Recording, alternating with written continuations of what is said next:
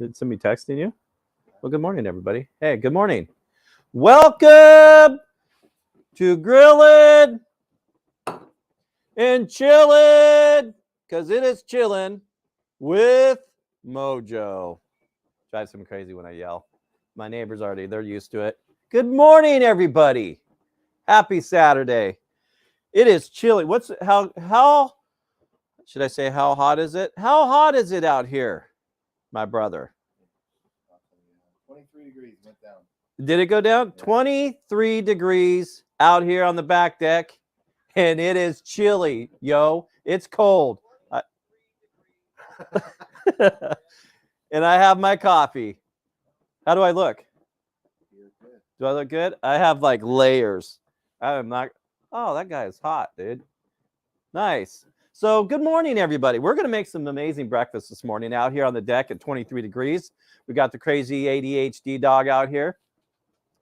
And I am making, as you can probably see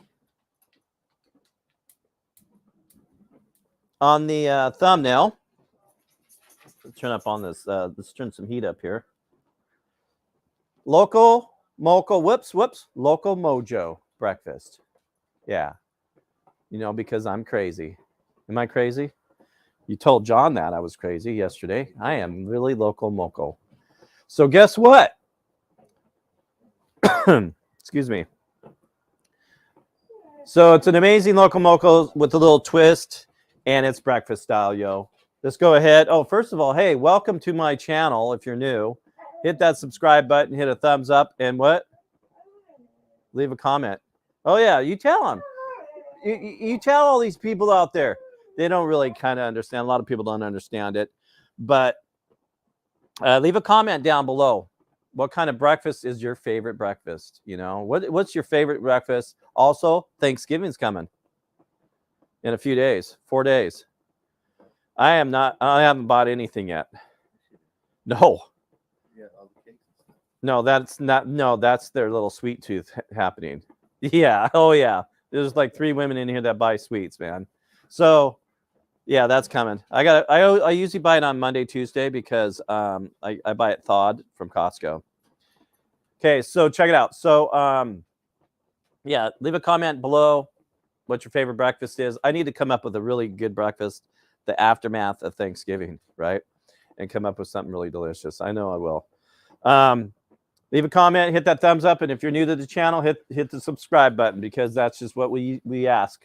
That's all. It's free. Absolutely free. It doesn't cost you anything, right? So let's check this out. Let's go ahead. Come over here. Let's go over our groceries, you guys, and see what we got going on here.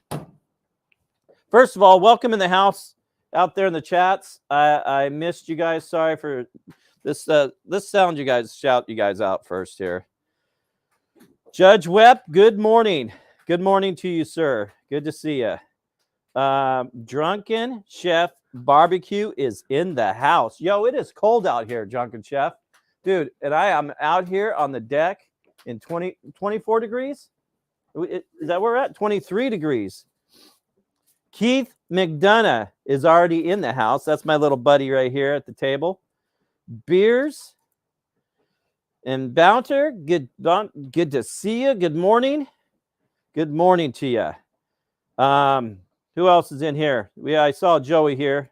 Good morning, Joey. Square Table Degenerates. Awesome, amazing channel there. That guy's he's interviewing some pretty cool people, you guys. Randy. Good morning, Randy. How are you, man? Hopefully you're having an amazing Saturday. It's only like 7:30 out here in the great Northwest. Boozy, my little buddy. Hit that like button. Good to see you, Boozy. Hopefully I'm not. Oh, snap. Look at this. Do you see who's on there? Do I need to bring it up on the TV? All right. So, Alexa, grilling and chilling with Mojo. So check it out. Kim is my sister, yo. That's my sister. I'm not sure if she's still on here, but where are you at? She's one of those traveling people. Okay. Yeah. What is going on here? Am I still live? No. That's you. Yeah, that's crazy. All right. So she travels 16 degrees in Idaho. That is crazy. Randy, top of the morning to you. All right, you guys, let's see here. Who else do I got in here? Let's get this rolling here.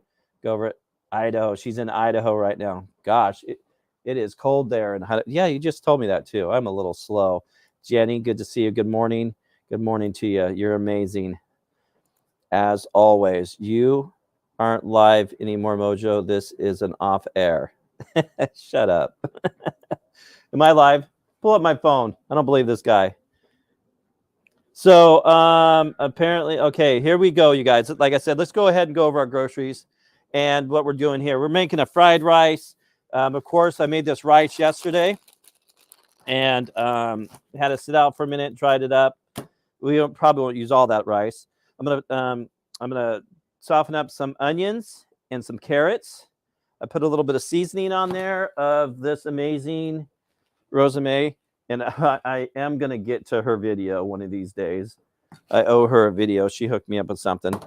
Some green onions for color and for taste. So let's get you out of there. I don't want you in there.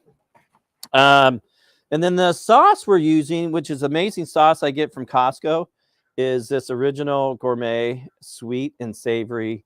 It's awesome on fried rice. So that's the sauce we're using. We need to do, let's see. Okay, so that's the fried rice. Pretty simple. I have a sausage here, a spicy sausage. I squeezed out. It's more of a brat. Who makes those? Johnsonville brat. I did one of those mixed in with some ground beef, 80-20, and I'm gonna make a patty out of that. That'll be the patty. Because if you've never seen what a Loco Moco is, a Loco Moco, the Islanders will make like a rice, just regular rice. They'll put a hamburger patty on there, and more of I want to say almost like a gravy, mushroom gravy almost. I think I'm not 100% sure on that, and slap an amazing fried egg up on top. They kind of crispy. There's little eggs. I'm not a big fan of the crispiness, but the outsides are crispy. You like crispy? Nice. I might just do that for you. So so that's what we're doing. For the gravy, we're doing a sausage gravy, yo. And I've got a sweet sausage here, and I've got some sausage on my finger. We don't want that. We're going with a sweet sausage. And then also I have some bacon here that I'm going to mix up in the fried rice also. And the sausage will be the sausage gravy, which of course you got to have some flour, some milk. And then we've got some, what kind of eggs do we have? Chicken eggs. This guy's learning. It took him a while, but these are fresh eggs, right? Dude, if your chickens are laying eggs right now, they're probably frozen. No? So we got some chicken eggs, yo. And then what do we got going on? That's about it. We're gonna go ahead and get this sausage gravy going first. I'm gonna put it to the side. I've got this griddle up warming, and oh burr, it is chilly out here, yo. Let me get above this griddle. What was that? Was that me? Burr. All right. So let's check this out. We're gonna get this started. All my ingredients are way over here. What do I need? I need this. I need some butter. I do have butter. I didn't tell you guys I have butter too.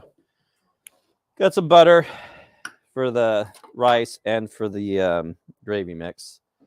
Burr. Toy Man, good to see you. Good morning, Toy Man.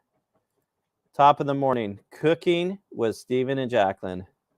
Good morning to you guys. Top of the morning. Well, I don't know what time it is over there, but it's got to be kind of later. So, all right, let's do this. Click, click, click, click.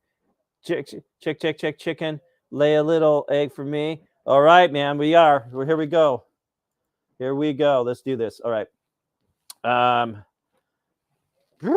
Fingertips are cold. All right, so we're gonna do this. First things we're gonna do. Come down here because I've got multiple things going on here at once that are gonna be happening. I need to take this right side, left side off completely. That's gonna be where my stuff is gonna stay warm, of course. Let's do this. What is that? What game is that? Do you remember? No? Are you cold? All right, let's do some. What am I doing? Wait a minute. What am I doing first here? I'm making the gravy first. Yeah, I just screwed up. I'm about to make a mess on live here. Let's get that out there. I'm not doing that. I'm not ready for that. I'm doing gravy. Hello. It's dark where you're at. All right, so let's go ahead and we're going to put some bacon in here. The bacon's going to, I got lots of things to do here. And then thinking about, you like sausage, right? We're going to have a lot of sausage and meat. We're going to make this meaty. Why not? Let's just do it all. We can play with it later. All right, so we got that going. Trying to screw things up right off the get-go. So you guys ready for Thanksgiving? I hope everybody is. Drunken Chef. You guys ready for Thanksgiving? What do we got cooking for Thanksgiving, man? We got some good birds. How are you cooking your birds? I don't want to work really hard this Thanksgiving. I have about 6 people coming over. I am going to bless the Traeger. I'm not going to go with the Louisiana grill there, the Kamado, and smoke a turkey. I just don't want to deal with the time. I want to relax. I do have to work the next day. It sucks we have to work the next day, but one stop for me. That's it. That's all I really have. So one stop. Probably one stop. Pretty much. I mean, I don't know why we don't just shut down for 2 days, you know?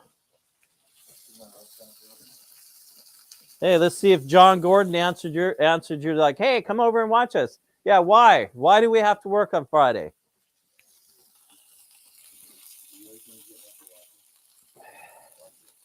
Oh, yeah? All right, let's go like this. Let's do this.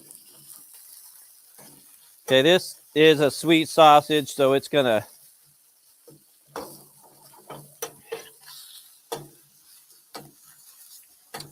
It's going to want to stick and all that good stuff.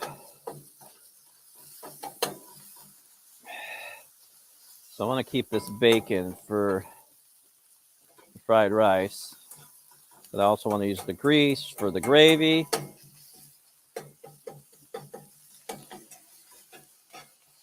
Why don't we turn that down a tad? I got that cranked.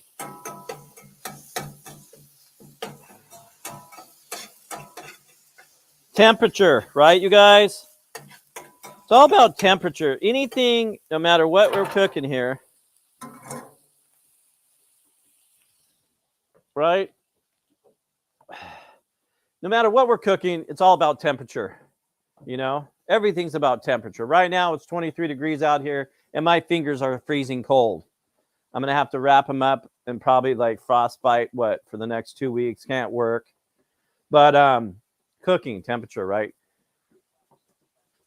I like to slow cook because we're used to in society, we want our food right now. We go up and we order a burger through a drive-through, and we want it right now, right? That's kind of gross if you really think of it. Right about now.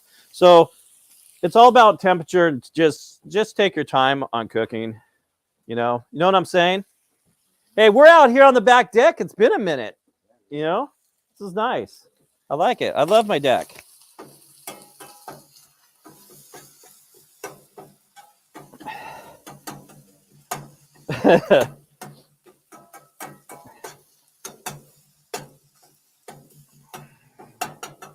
I got to keep this bacon kind of separated.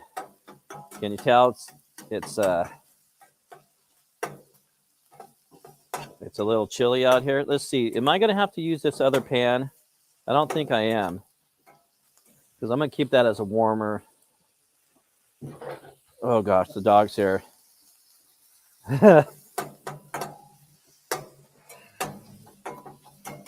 We will use this for the rice.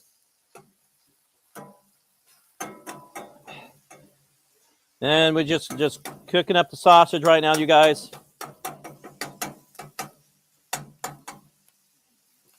Get out of there. Get in there.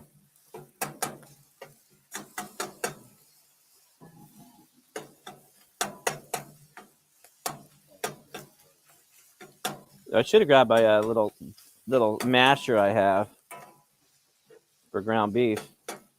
That'd be a pretty awesome little masher I have. A few bucks. I get it on Amazon. Okay, come on. Let's get this bacon a little crispied up. Okay, generally, like, fried rice, right, guys? A lot of times people throw their, you can put whatever you want in fried rice, right? So they'll grab a bag of frozen carrots, peas, and mix those in. We're not doing no peas. Dude, this breakfast is going to be absolutely amazing. Okay? Normally, I don't tell you that. Right? Not before. I go, I think, right? I already know this breakfast is absolutely going to be so freaking good. You're going to go, dude, really? And I'm going to go, yes, I already told you. You watch. Watch my words. Okay? You watching them? Okay, where are we at here? Okay, this bacon's about done. Sausage is almost done. Right about now. Our gravy will be done here in a minute. One thing that I'm not a big fan of is I should have put a warmer for this milk. Warmed up that milk because you don't really want to put the cold milk and cool down your pan, and that's what's going to end up happening here. But that's all right. I'll crank up the heat. Okay, I'm going to get this bacon crispied up here a little bit.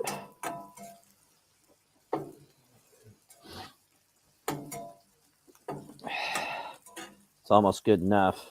I think I will take that bacon off, put it in the pan. Got a pan over there. All right. Give all that goodness on the bottom.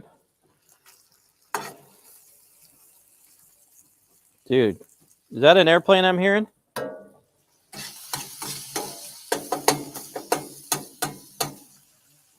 Is that what I'm hearing? Okay, you guys, here we go. Here's where the magic's about to begin.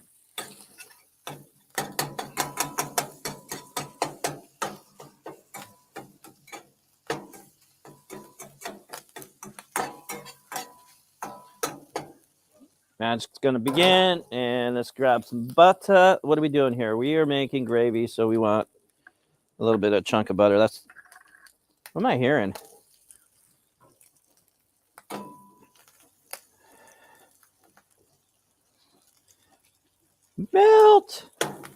Melt, I say. Hey, by the way, these pans are amazing pans. I love my pans. I always say that. I'm hearing like a truck or something. Somebody's up early. What do we got going on underneath this? Why do I smell propane? All right, here we go, you guys. We don't like our flour taste, right? Here we go. A little bit of flour. We're going to put a couple tablespoons or so in here of flour. A little bit thicker. A teeny bit more. I just go by kind of what I think.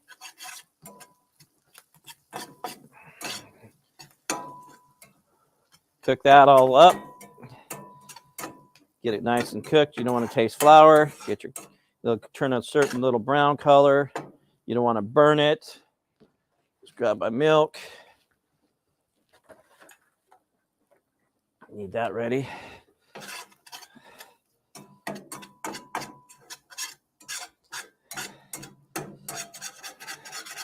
And because they're sweetness in this. It's kind of sticking to the bottom a little bit. We want all that goodness. Here we go. Here we go. We're going to call this in about 1 second here.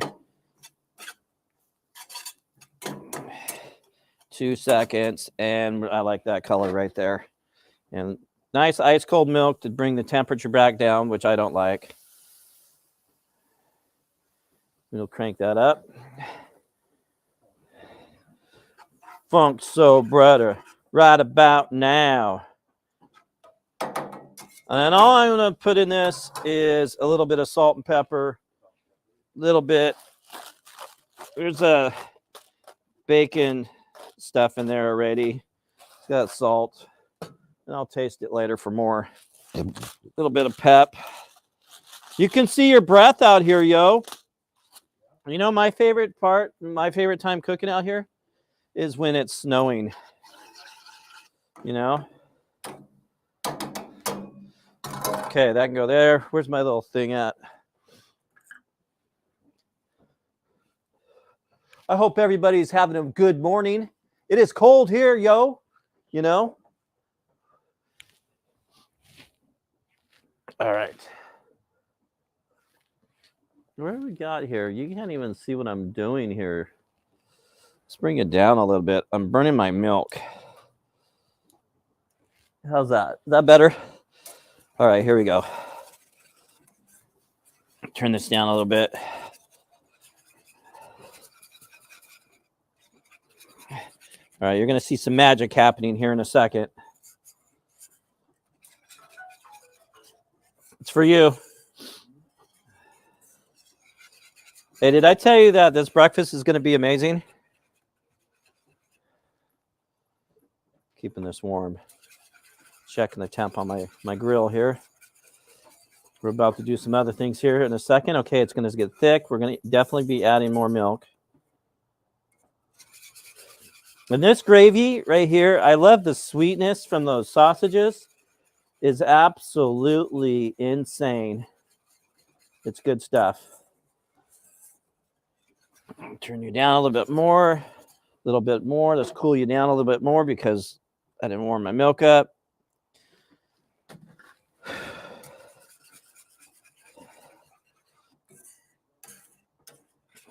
Guys, this is going to be super amazing. Sorry I can't look at you in the chat right now.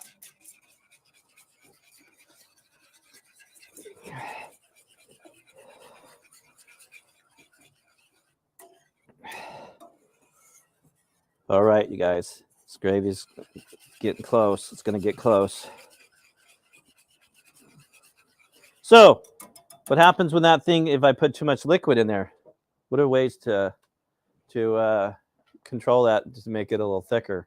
A little starch, a little water, put it in a little cup and just mix it up really, really good. A little bit of starch and water, and that'll help it.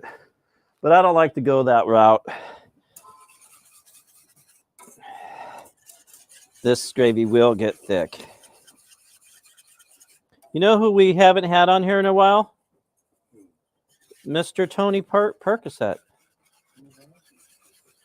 What's that? He doesn't anymore, does he? Is he depressed, you think? Is he okay? Oh, really? So he's really busy taking care of his dad, huh? Probably not having a good time. I should go down there and visit him. I need to put in for another vacation. I think Arizona would be a good place to go. All right, guys, a little bit more salt, or excuse me, a little bit more pepper. I don't have a spoon out here, do I? A little bit more pep. I need to taste it. Where's my little chef spoon? All the way down. We'll put this on the Blackstone. We're going to call that good. It will thicken as we go. We're done there. Okay. Let's go over here, you guys.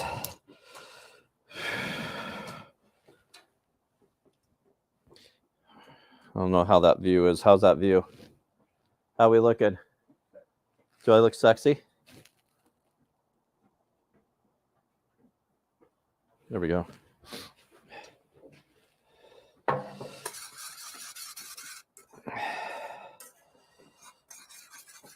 And I want to taste this.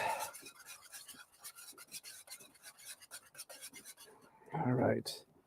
That is good. Where's my chef spoon at? Let me go get a spoon real quick because what happened? I didn't charge it overnight. Oh, really? Well, you could plug it, charge it. I'll be right back, guys. I'm grabbing a spoon. Where is my chef spoon? I don't know where my chef spoon is. There she is. She's hiding down below. There's some stuff for Thanksgiving, you guys. It's always good to have a chef spoon. You know that? It's always good to have a chef spoon.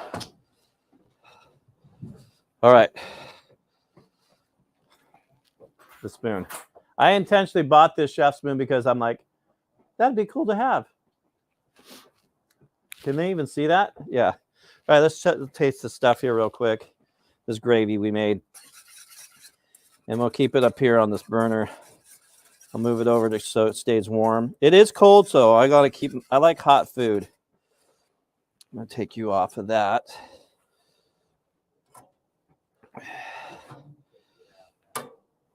Really? Get that gravy all the way over there. All right, let's test this. Guys, homemade gravy. Right here.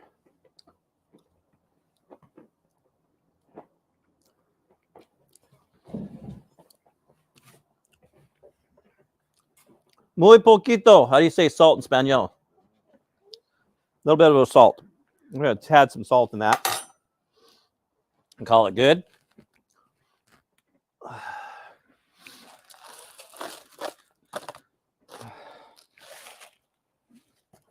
Get a little salt in there.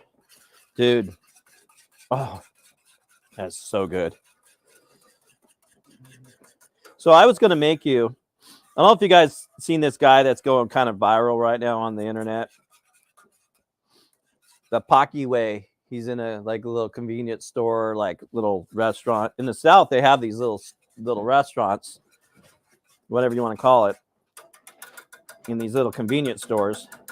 And this guy, he's making all kinds of cool stuff, man. And I almost copied one of his sandwiches, and I would have shouted him out. All right, that's that. All right, let's go ahead. We're going to do these. I don't know where you guys are, if you can see me or not. Yeah, I got a good view. So we're going to do some sauteing here of onions.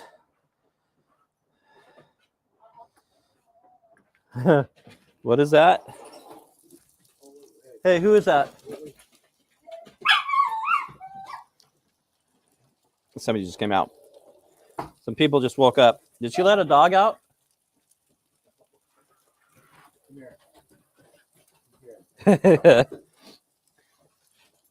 All right, so we got some carrots and some onions. Yeah, is that enough onions? It's plenty. And then I'm gonna need a spoon for later. Milk is done.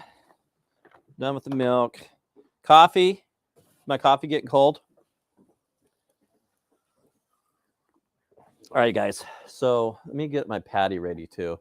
Whoops. Here we go. I need to get my patty ready too. Are you glad you brought those gloves? They're nice now, huh?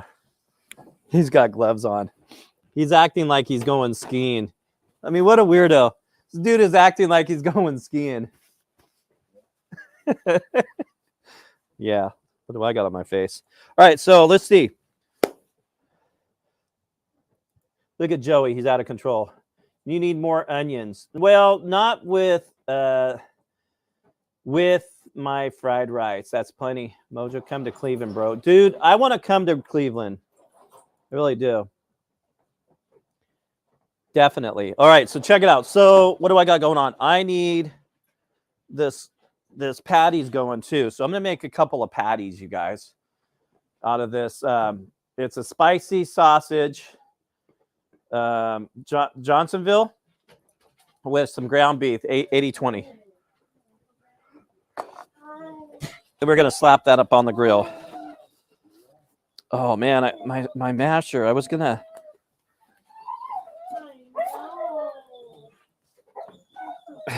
That's my buddy's dog. If you can hear him. All right. So we are going to form some bars. A couple little balls here. So what we got here is this.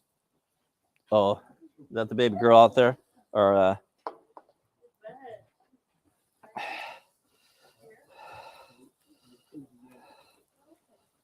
need to turn that up a little bit. Is Coco smelling him? No. Hi, baby. Hi, Coco. Hi, honey. All right. So this patty's. I wanted my masher, but I don't have my stuff. I can't find my stuff for my masher. But that's what I need to move those onions down a little bit.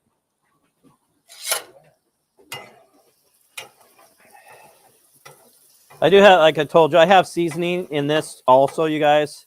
This rosemary seasoning, which is good stuff.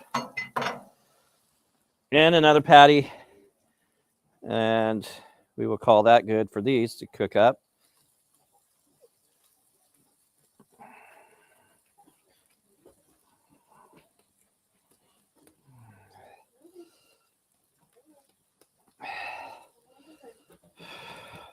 It's a big piece of meat, yo.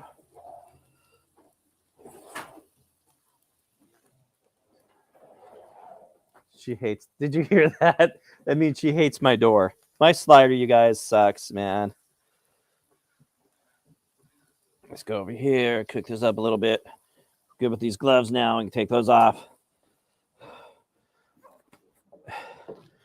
You got me singing that song now, by the way. Right about now, the Funk Soul Brother. Check it out now. Is that how that goes?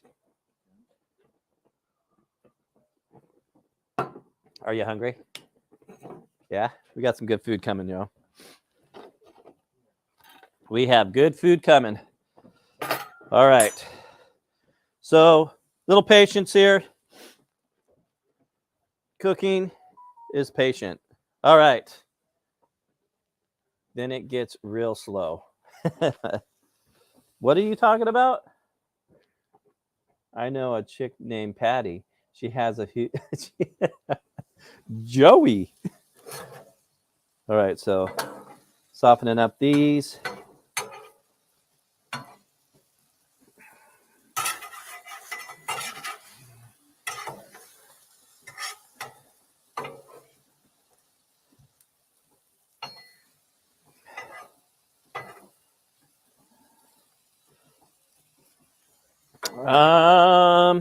I have eggs too. Make sure I get my eggs over here. Very important. This could go away. Now,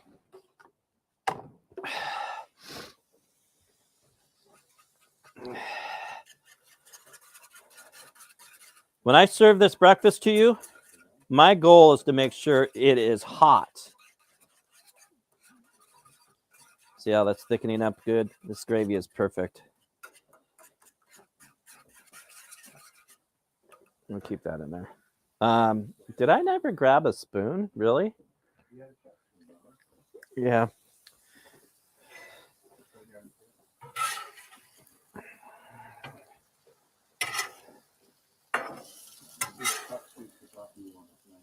What's that? Oh, yeah. A lot better, huh? All right. This is going to be ready here shortly.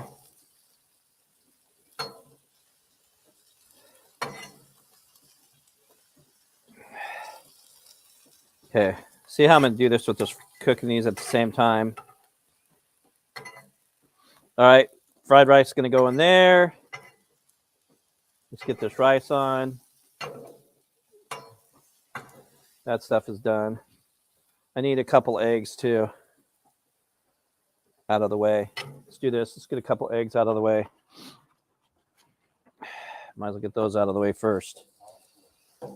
Well, this is going inside the rice. So you want 4 eggs in the rice? Yeah?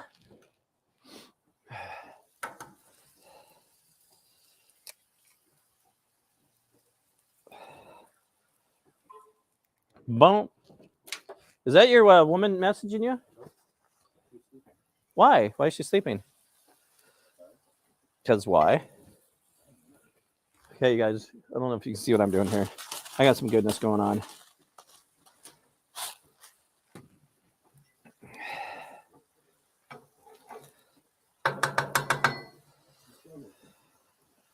Did I kill it? You know, it's so cold, the eggs aren't even, they're pretty cold. The yolk almost didn't break, really. That's funny.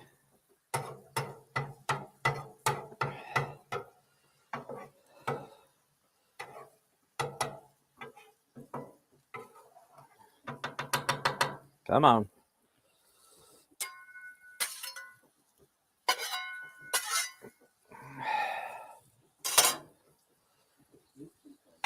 Yeah. I got to get it. My veggies are done.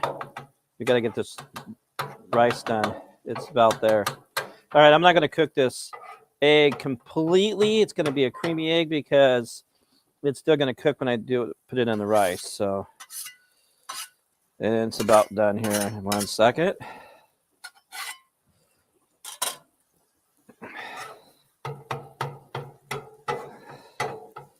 We're going to shove that over here. We're looking good. Making a mess. There we go. Put that aside.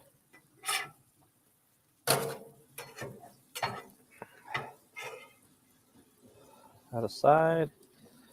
And then our onions are pretty much done too. I'm about to make a mess here, you guys. Excuse my reach. I'm going to take those off to the side too. Get this rice done.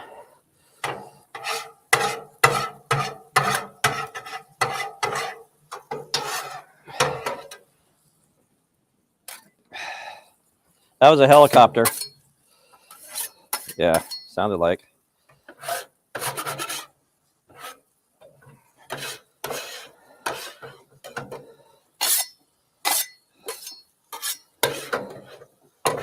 All right, now we need the rice, the oil and butter. Oil. Let's flip these guys.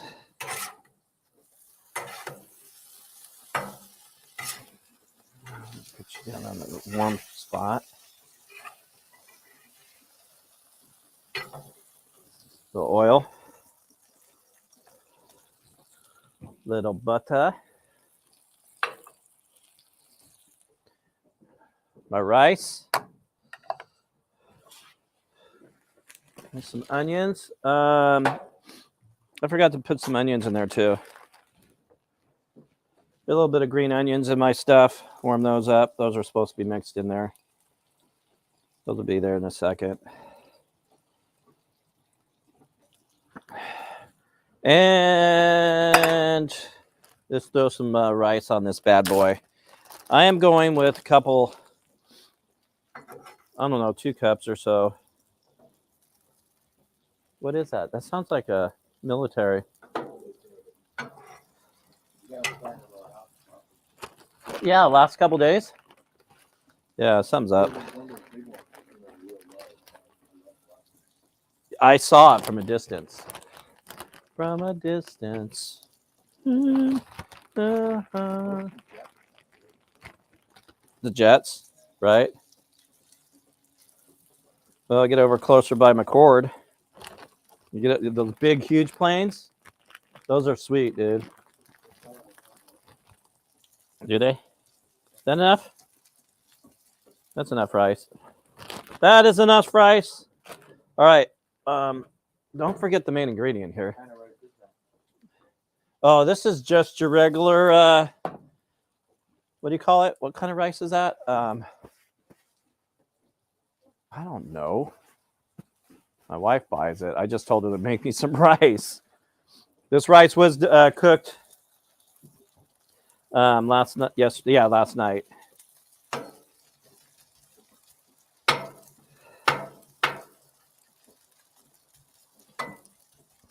So we want to fry this up a little bit, and then I'm going to add some ingredients to this. Uh-oh, we got a text message early in the morning. Matt Rinkin. Oh no. Oh no. She lost the baby. I just got some sad news, you guys. Oh man. My son, they lost the baby. Oh, she's probably just heartbroken. But they're still going to keep trying. She's been on birth control for a long time. And I think it does. And she just came off of it. All right, guys, here we go. Here we go. Let's get some goodness going on in here. What do we need? Gosh, this thing is going to flap in that. Okay, where are we at? We've got some bacon going in here. Onions and green onions. And carrots. A couple of eggs. I should have put 3 eggs. That can go on the side over here. Mix all that up. Now we're going to get some goodness here. This is where the magic's going to start here.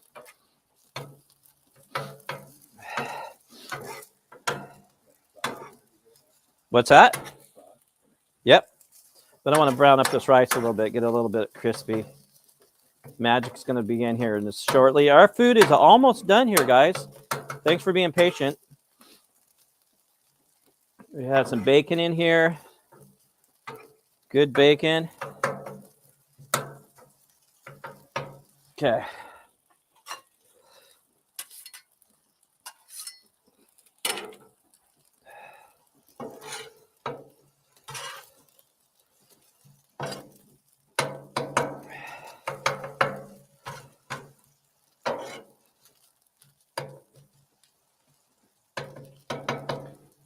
This, as it is absolutely amazing. Just like it is.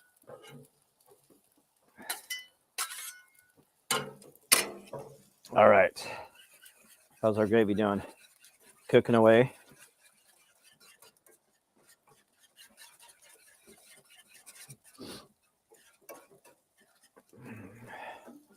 All right. Flip these guys over.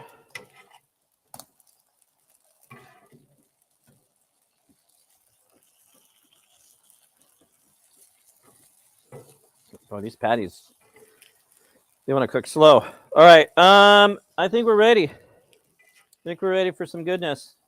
This is really where the magic begins. This stuff is absolutely amazing. I like this stuff. It's a good sauce. And we're just going to do about a couple tablespoons. Not too much. And that is good right there. Need all that stuff all brown.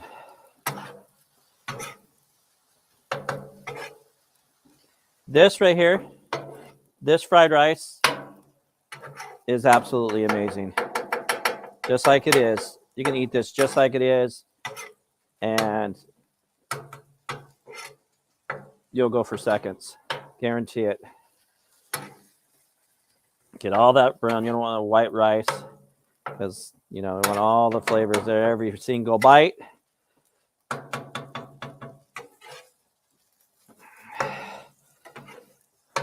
All right. We are almost there. We're getting really close. Super close. Where's my other spatula? Hiding right there.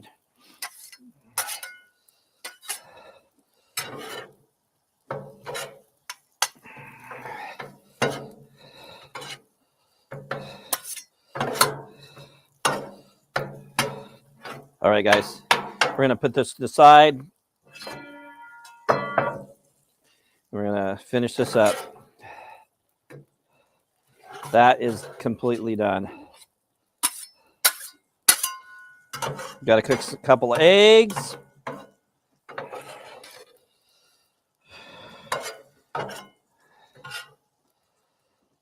All right, that's good. Put you to the side, out of the way, you out of the way, and then let's get these cranked up here. These got to get cooked up.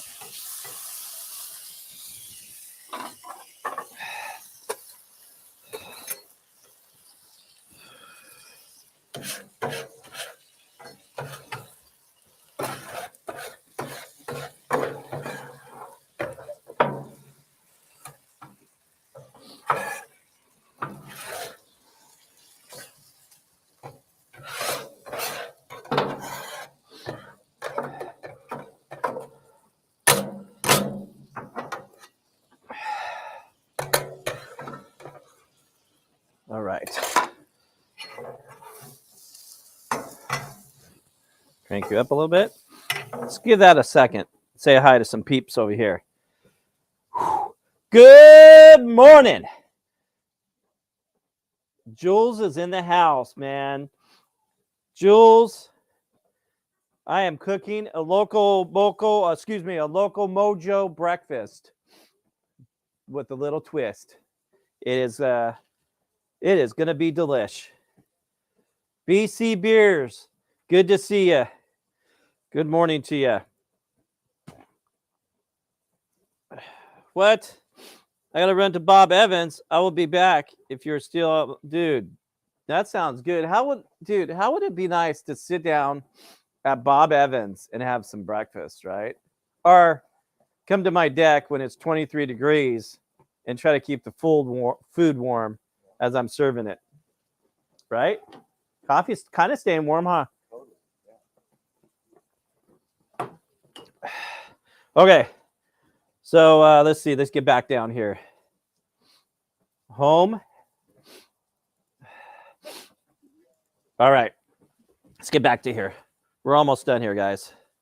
We're getting really close. And when I build this, you're going to really want to see this. I want that cooked up a little bit longer. I think it's done. It's pretty much done. Get up here. Boy, you want to slip around. Yeah, we're done.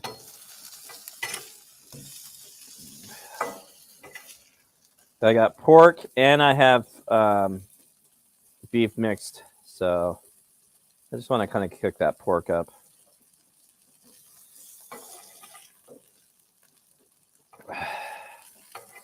Woo! My toes are feeling it. Yep. There we go. Let's get some charred marks there. Got that cranked up. Fried rice. How's that rice taste? Let's taste that rice, you guys. Where's my spoon? Is my gravy getting too thick?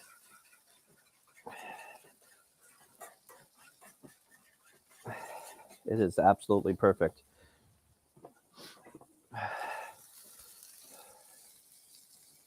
All right, let's taste this rice. Toes are cold. Got to taste the fried rice.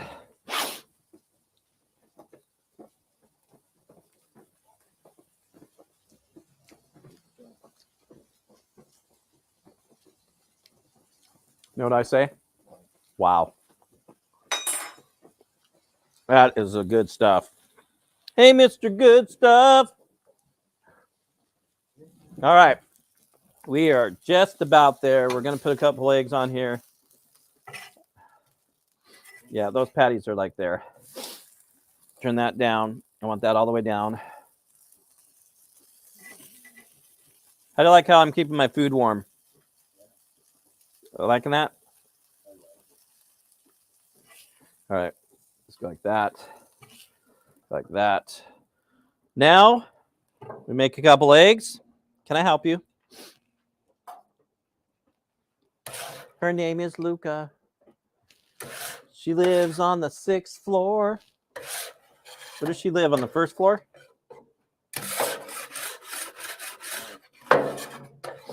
Oh, this is going to be so good, man. I can't wait to dig into this. 2 eggs. 2 eggs. All right. How's this? I need this. I need these plates because it's gonna go quick.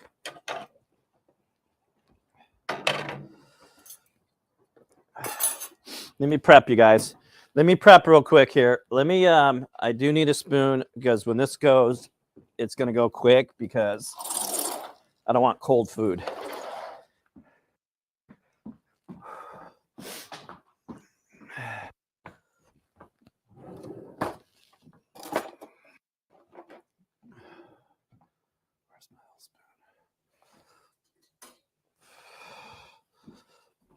My spoon, my spoon. All right. I'm coming. I'm coming. You know what? If you're camping, dude, like, would you camp in a tent on the snow? Why? If you went camping with me up to Mount Rainier, up top of up there, would you do it? And I want to do a Saturday live from there because it does have some internet up there. I think it would be grainy though. You can't build fire. Over 5,000 feet, I think it's 5,000 feet, you can't have a fire. Well, that's not nice. Eggs. Let's get some eggs going. All right. Dude, is this like frozen? This stuff don't freeze. Does it? All right, here we go. Couple eggs. We're going to get this together.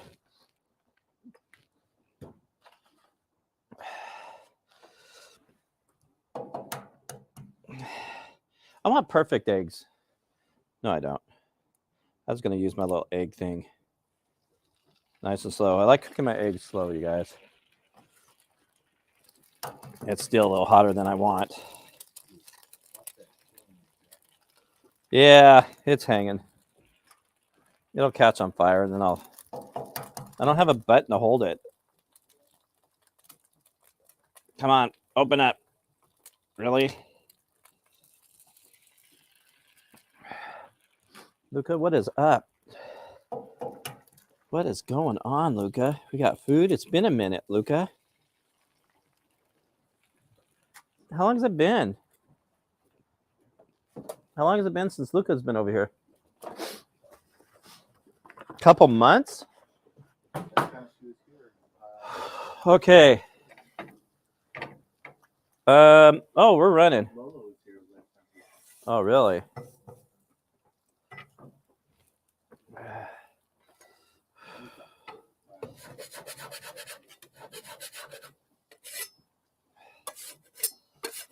This is full of like sweetness. She just talked back to you. All right, little pepper, little pep. This is it, you guys. And then we're gonna get this going here. Cup of rice.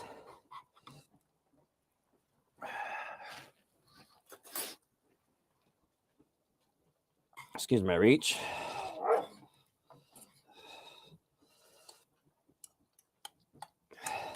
Rice is, dude, I like what I did here to keep this stuff warm. My eggs are ready to flip. I don't know if you can see this or not, you guys, but I'm gonna come over here. I'm building this.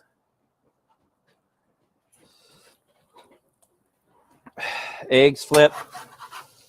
Don't break them.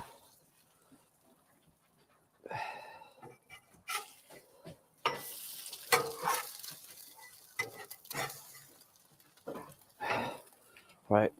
Here we go. Here we go. Here we go.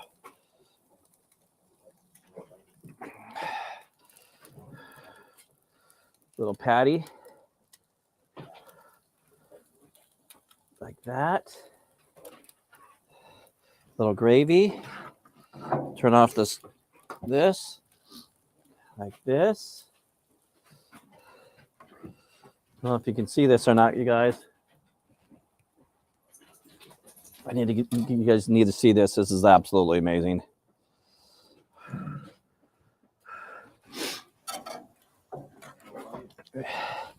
Little gravy.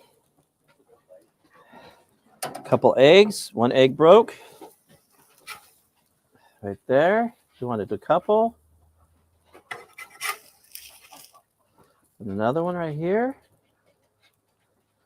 Oh, ho, ho.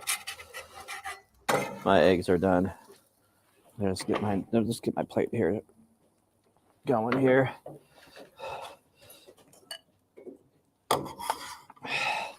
Dude, this rice is amazing, by the way.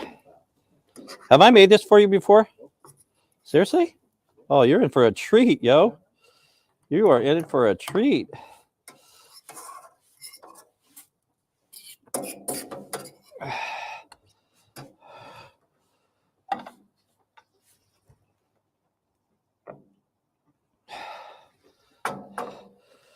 Patty. Like that. Do a little gravy. Like that. I know, my eggs are yelling at me right now. Like that. Little like egg. Come on, get off. Get off. I don't have time for that. My egg's gonna burn. An egg like that. That is off. We're about there. One more little touch, you guys. Definitely some greens on there. Making some greens for color and taste. Holy how about her? Oh, you don't even know, dude. But I'm about to give you. You guys, check that out. This is absolutely amazing. You ready? Yep. Okay. There you go, sir. My nose is going to start running. This is a picture moment. I got to take my picture. Sorry, guys. Let's bring it down. What's that? You going to take a picture? Why? Because it lasts longer?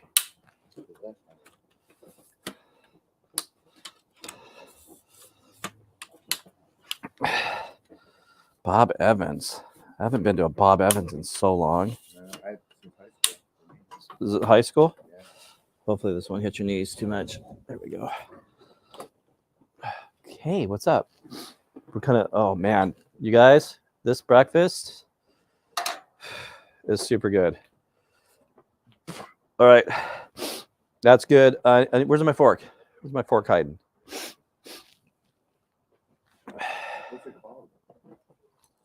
A Loco Moco. This is a Loco Moco breakfast style right here, yo. Dude, my son.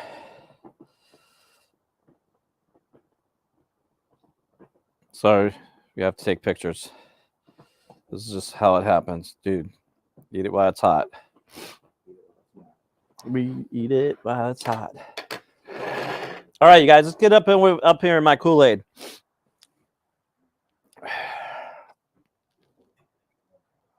I know it's good. It's really, really good. You're gonna say it's probably one of my better things I've ever made. It is up there. It is up there with the best of the stuff. Whoa, whoa, whoa, whoa. You know what's funny is I didn't even put this up on the big screen like I'm supposed to. Gosh darn it, what am I thinking? Looks amazing. You know what, Jules? This is absolutely amazing. Do I have my coffee? It's good, huh? Is that not good? Can I stop now and sit down and enjoy breakfast? Talk to me. No. No? Yeah. Right here. Okay. Let's give this a try, you guys. Oh my goodness.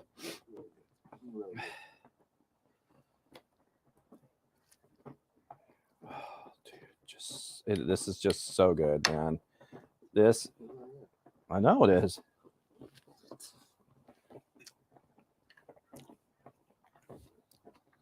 Right? Wow. Wow. We can do a live at Airmark. Now, there, Mark. We'd have to make so much food though. How do you like that patty? All right, guys. I'm going to go ahead. Dude, this is crazy delicious. I'm going to invite anybody up here if you guys want to come up and say hi. Hang out for a minute.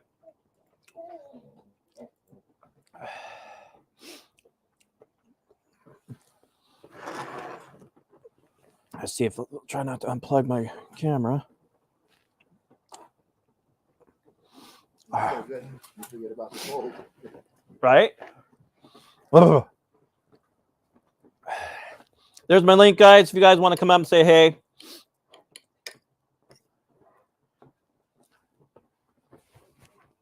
Yeah, this is one of my favorite ones. Mm-hmm. I know it is. So what am I? I know I am. But what are you? That's for you. Nice. This breakfast is like, Moco gives a whole new meaning to freeze frame, right? What is that song? Freeze frame? From MTV days. Click, click, click, freeze frame. Dun, dun, dun. After this, it's time to go to bed. What do I got going on today? Figure out what I'm cooking. I'm going to cook some chili today. I'm cooking chili today.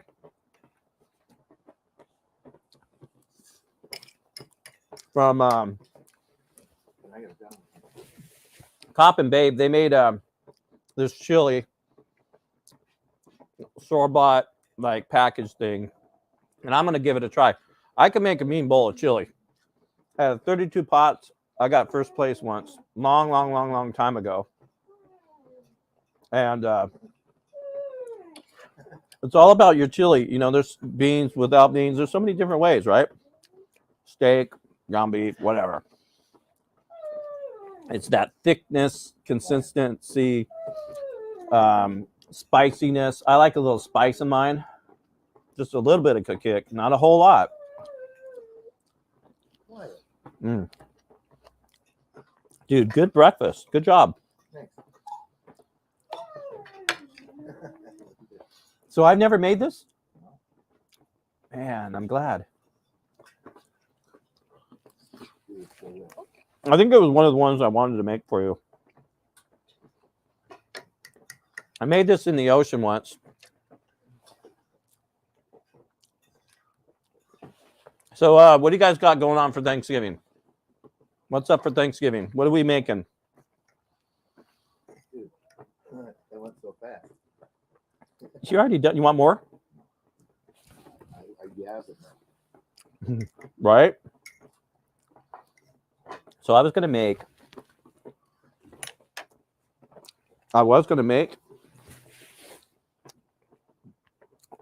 some patties like this, and I was going to smash them down really thin. That was going to be your bun. And then some eggs and bacon, maybe some cheese sticks, Pocky style, and cheese. And then there's no bread there, right? And smash it down, cut it open, and that would have been okay. But this tops it. How'd you like the crunch on those carrots? Just right. Mm. So good.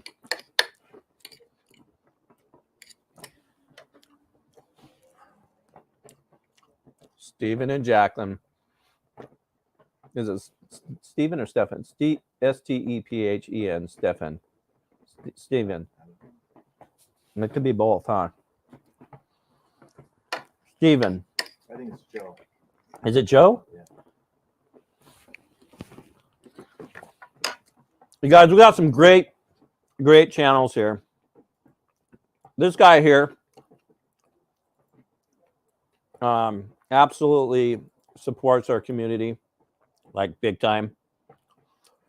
He's amazing.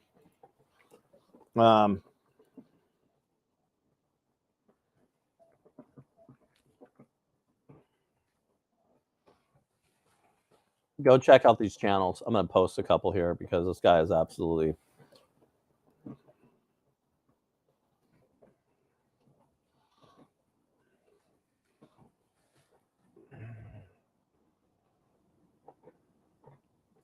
There we go.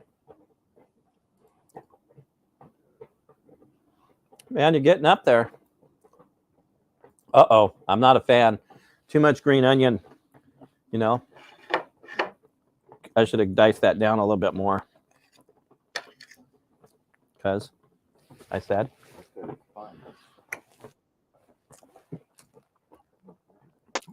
Oh my goodness. Good morning. Good morning. Can you hear me okay? I can hear you perfect. How are you, sir? I'm good. I'm good. I'm using Monica? the phone. Are you? Yeah. I was Yeah. going to say you're looking younger. Oh, good. Yeah, the phone makes you look younger. The phone. Yeah, I better use the phone more often. So, how you been? I haven't been able to jump on your little your channel there for a minute. You know, yeah. but Oh, no, that's understandable. you know But- who my #1 channel is, right? Yeah. Yeah. Well, you're my #1 cook. So, Wow, that's. Did you see what I made? yes, I've been watching you. I've been watching you on the tube here on TV. Yeah, And that when was amazing. This is amazing. It's a local moco, but it's a breakfast style, you know, and yeah. and a little some twist in there. And I'm gonna tell you, I mean, my buddy will tell you over here, it's some good stuff, huh? Yeah, he doesn't like to be on YouTube, but absolutely a knockout of the park, man. Yeah, I watched you make the whole thing, and yeah, doggone, makes me want to go in the kitchen. Yep, you can eat now, so that's the awesome stuff, That- man. That's the thing is being able to eat really makes the difference. Oh, look at there! Look at who we got down below us there. I don't know. What's your name, sir? My name is Joseph Edebales. Nice. In English, that's Joey Edibles. Joey in the house, yo. What's up, Oh, look at buddy? that T-shirt. Yeah, awesome shirt. Thank you, sir. Thank you. Thank you. Did They're you all go around to the Bob world. Evans? I did go to Bob Evans. You want to see what I got? Look. Yeah. Oh, you took it to go. Look at that. Well, Jimmy did. I was gonna go up to eat with Jimmy. Jimmy didn't want to eat, so I just ordered it to go and just got it. So Do you like Bob Evans? they're not bad. They're a little pricey for my taste, but Jimmy wanted it, so whatever. Side? It was only $25 for everything. I haven't been to Bob Evans in probably I don't know 15 years. Oh, really? Yeah. Yeah, we don't have Bob Evans up here where I'm at. You know, I get downstate, southern half of Wisconsin, you run into them, but That's crazy. nothing up north here. Are you by? How close are you to like Green Bay? Oh, I'm about a 3-hour drive. So are you north? You're north of Green Bay, or are you like west of Green Bay? How close are you to there? No, I'm north of Green Bay. I'm as far north as you can go in Wisconsin without getting your feet wet in Lake Superior. Ah, Oh, wow. Okay. Cool. So it gets cold there. Oh yeah, right now it's 16 degrees and our high for the day will be 19, they said. Wow. And we got a couple inches of snow overnight. I should be out there working on my damn snowblower because that thing ain't running.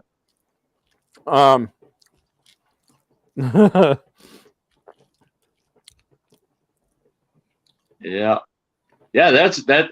You know, I like what Joey's doing because I see Jenny's point. He didn't even get the kitchen dirty. I like it. Yeah, me too. Oh, you talk. Oh, well, Joey. Yeah, dude. I'm Yeah. telling you. Yeah. I gotta jump over here real quick on. I still got to clean the kitchen. This wasn't. No, I'm hungry now, so I'll eat first and then clean the kitchen. Hmm? Guess what happened? What happened? I turned my thing back on. My video didn't. So my buddy here has Electric vest and electric vest Oh yeah. and electric insoles, and Ask them if you could borrow $10. yeah. Hey, can I borrow $10? Whatever that means. Hey, it's when you're out and it's cold, he says it's about the most amazingest thing. All right, let me see here, Mister. That's true, Web. There's gonna be 6 people in the fucking car going up there. Oh, really? To Detroit. Yeah, we got 6 of us. Well, it worked out because I offered a couple. Like I asked Lepp if he wanted to go, and he couldn't go. A couple other people because they're really cheap seats, but they're right behind the bench. Like, so You crazy man! I'm over here trying to text you this like link and stuff. I didn't know it was in the channel. Speaking of the cheap seats, here's Dorito. What's up, buddy? Yeah. Yeah. Look at you. It's the failing comic. Yeah. Beautiful, baby. Beautiful. Too soon? A lot of people pay money to look this good, bro. I do it for free. I'd pay 3 rides for $1 any day.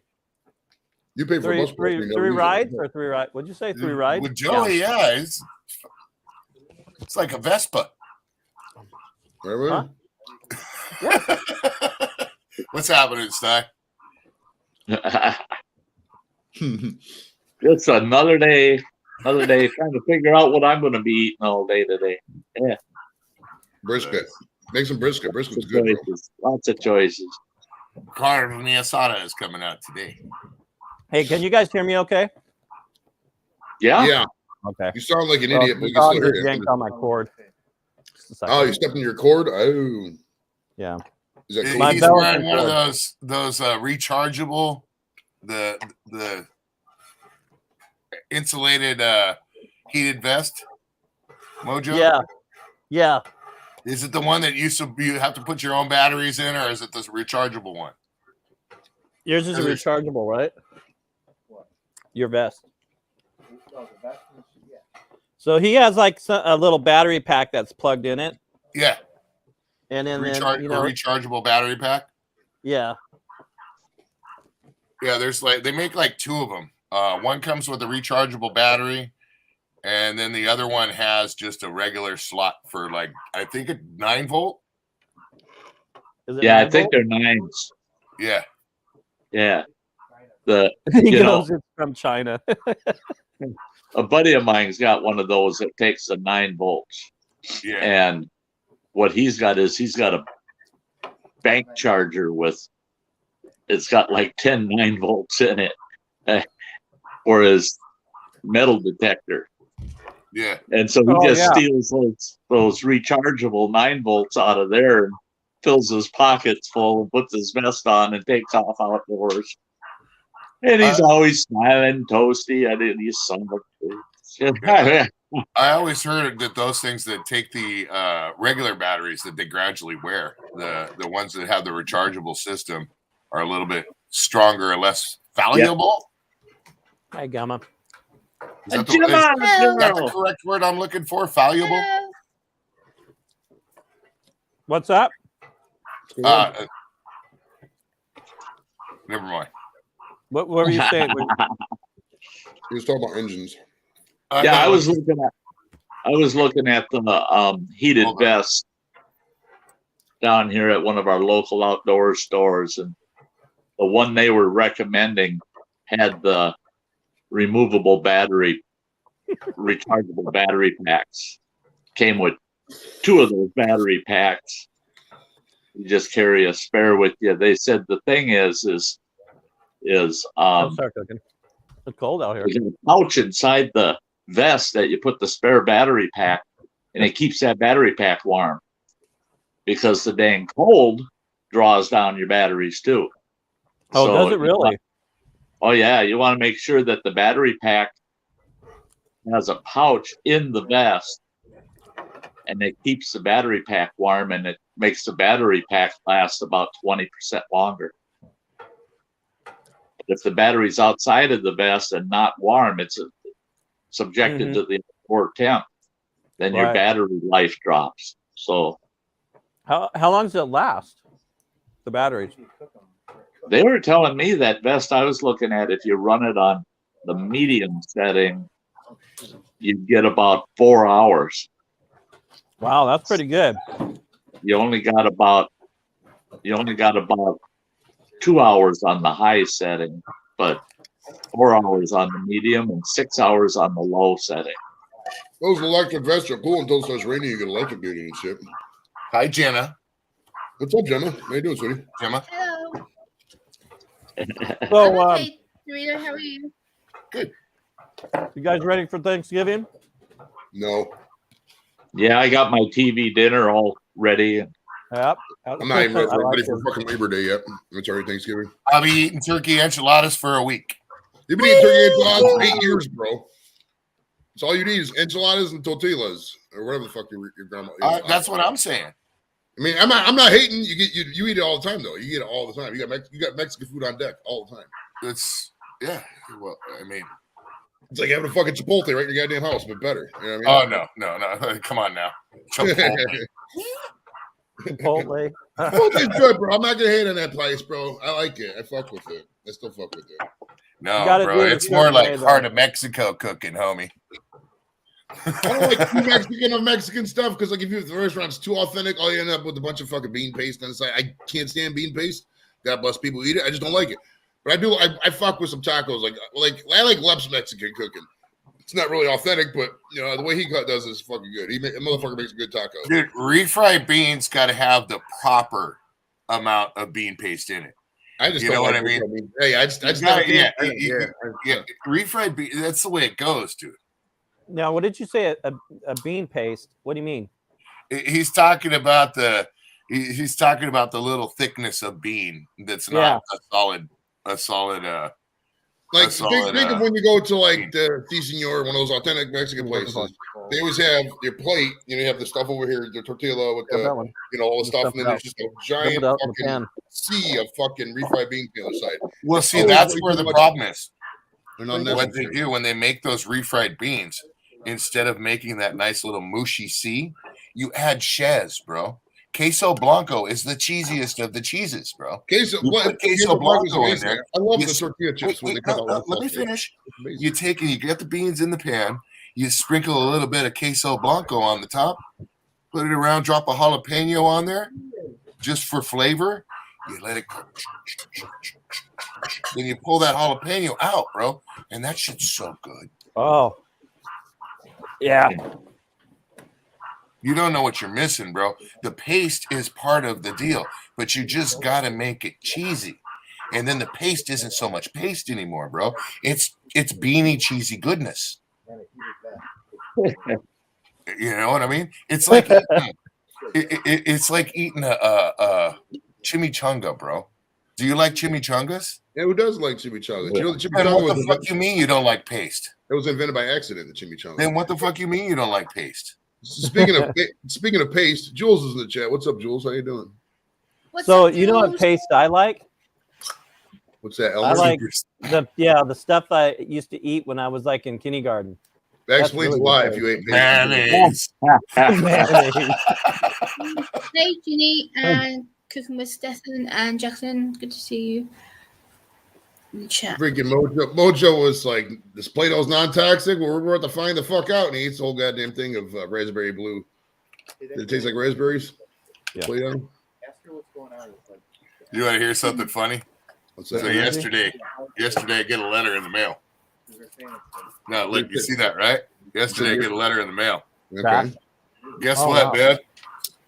Come to find out that when I was in high school,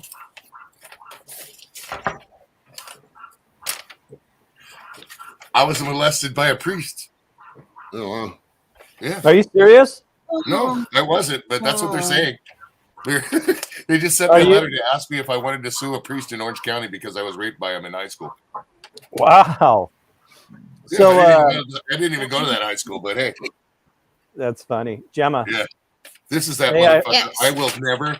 I will never fucking forgive him.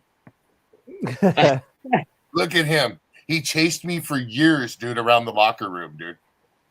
Well, when you're hot, you're hot, right? Sick person. Sick person. Is Yes, no. I that what they do? Hey, Gemma. Yes. I just heard something about some power outages out where you live or something. Is it power outages? Yeah, basically the electric supply due to how bad things have got here.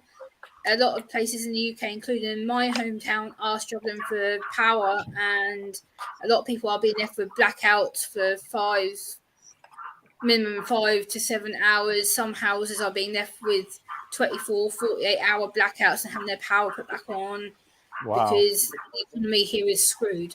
Oh yeah, I just read an article on one of these websites that said there's people up in the Northeast, older people and Social Security and all that. They're having to just keep the heat down to like 50 because they can't afford to fucking heat the place up because it's just so expensive with the heating oil this year. The heating's on up extortionately. Like I used to pay up until last month, I was paying £62 a month for my heating. They've now just sent me a letter and took it out of my direct debit out of my bank account. I'm now paying £105 a month. That's just for my heating. And Per month. I'm like, wow. I'm struggling to afford that. Do they do their utilities? Yeah, I have to pay my own heating. I pay my own water, council tax insurance, and we have to pay another insurance for police and health and social care services. So it's mega expensive. Hey Mojo, can you let that dog out, please, bro? Let that dog out. Oh, go ahead. Sorry. You talk about that little bark? Yeah. That's fucking across the street, dude. And that motherfucker has been going nonstop, dude. Throw that dog some Taco Bell and have it shut up for a little bit, huh? Bro, I'm about to throw that dog in a tortilla, dude. With some cheesy stuff. Queso Blanco. It's the cheesiest of the cheeses. Queso Blanco is so good, though. It really is fucking good. I love queso, dude. It's so good. So check it out. I'm not a big queso fan, but mixing it in with beans, I think would be good. So when I don't like it either unless it's mixed. Made refried beans correct for the first time because I never cooked them down and never knew that you were supposed to cook them down to that thickness, right? And I've never known that, and I just recently did that. And you add a little cheesy queso to beans like that, dude. Yeah, queso blanco. And dude, that's what people don't get. Like he's talking about fucking bean swamp. You're not going to have refried beans without bean swamp, bro. That's why they call them refried beans. You refry them, and then you mash them, okay? Yep. And those beans that aren't mashed are the little things that you like, Joey. But the rest of the stuff is ass juice, bro. Okay? And then you got to put cheese in it. Yes, he did. What? What? Did I say something wrong? You call it ass? What'd you call it? Ass? Ass juice. Because they said how it flows. Yeah. It looks like the frothy aftermath of a horrible birth, is what he's saying. But I'm telling you, bro. Everybody up in here has seen their kids being born. You ever see the stuff that comes after? That's what it looks like. You ever come to California, bro? When you're out here, I'll have grandma or the wife make you a refried bean burrito. If I come out to California, first place we're going is Jack in the Box because I need a sourdough Jack because those things are fucking addictive. Do you not have Jack in the Box there? That's funny as fuck. We don't. There's no Jack in the Box east of the Mississippi, bro. I looked it up. And it sucks too because the Jack in the Box would kill up here. I don't know now with the labor shortage how good it would work. Because back in the day, back in 06, 07, 08, whatever, you could have people come down, you get a lot of fucking food. But now it's like the Burger King down the street's probably going to close because they can't get nobody to work. I talked to the guy. There was a guy, I go to the McDonald's too. And the guy used to be at the Burger King's at the McDonald's, but he's like, over there, they wanted me to fucking be a manager for like $10 an hour or some shit. He's like, I wasn't having it. It's a clusterfuck over there. It's ridiculous. Oh, well, look at you's awake. Hey, Jules. $10 an hour isn't the minimum wage. $10. Just real quick. It'll be quick. You guys, I want you to see Tracy's hair that she just did. Pull her up big so we can see it, bro. Look at this girl's hair. Pose for the camera. Oh shit! Look at that. I whip my hair back and forth. I whip my hair back and forth. Oh wow! That's beautiful. Is that crazy? I like that. That's nice. That's pretty. Good morning. That's What are yeah. You're looking at me funny. She always looks at you funny, bro. It's because you're funny looking. Oh, that's my baby girl right there. Hey, come on up if you want to come up here. Sleeper Barbecue in the house. Awesome guy right there. How you doing, Sty and Mojo and everybody else? Oh, you know, I'm doing pretty good. Hey, babe. Hey, Here. babe. Bring me a knife. Bring me a Hey, knife. real quick. Open the door. Sty, I've got an Look, update for you for what we talked about the other day, Sty. Mojo, you got to play the clip now. Hold on. We got to play the, hey, babe, bring me a knife clip. I'll share it with you. Hold on.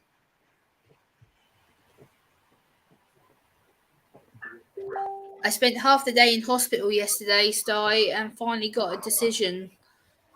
Oh Because I was really? in so much pain yesterday, I rushed to hospital. I was like, I Oh, can't no. take this anymore. This needs to end now. And the doctor came out of theatre to see me because he was actually at the time doing an operation and gave me an operation date for the end of next month. Can you grab me a knife? So I'll be going into hospital to have my hand Hey, done babe. next month. Can you grab me a good. knife? That's Look how good nice to it looks hear. out there, Mojo. Look how nice it was then when you're doing it. It was nice out. Now it's all cold and shit. Yeah.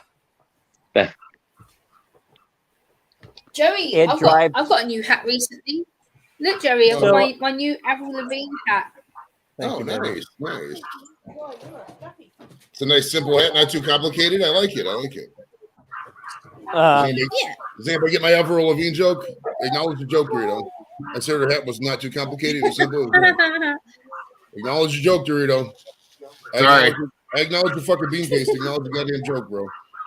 What was the joke? I'm sorry. I got sucked into a quick world. Go back on the YouTube channel and watch it. I'm not gonna repeat myself 3 times. I'm not fucking Will Ferrell.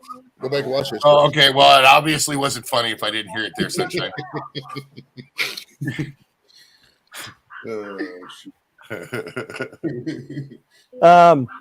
So Gemma, what did you say was wrong? What did they find out?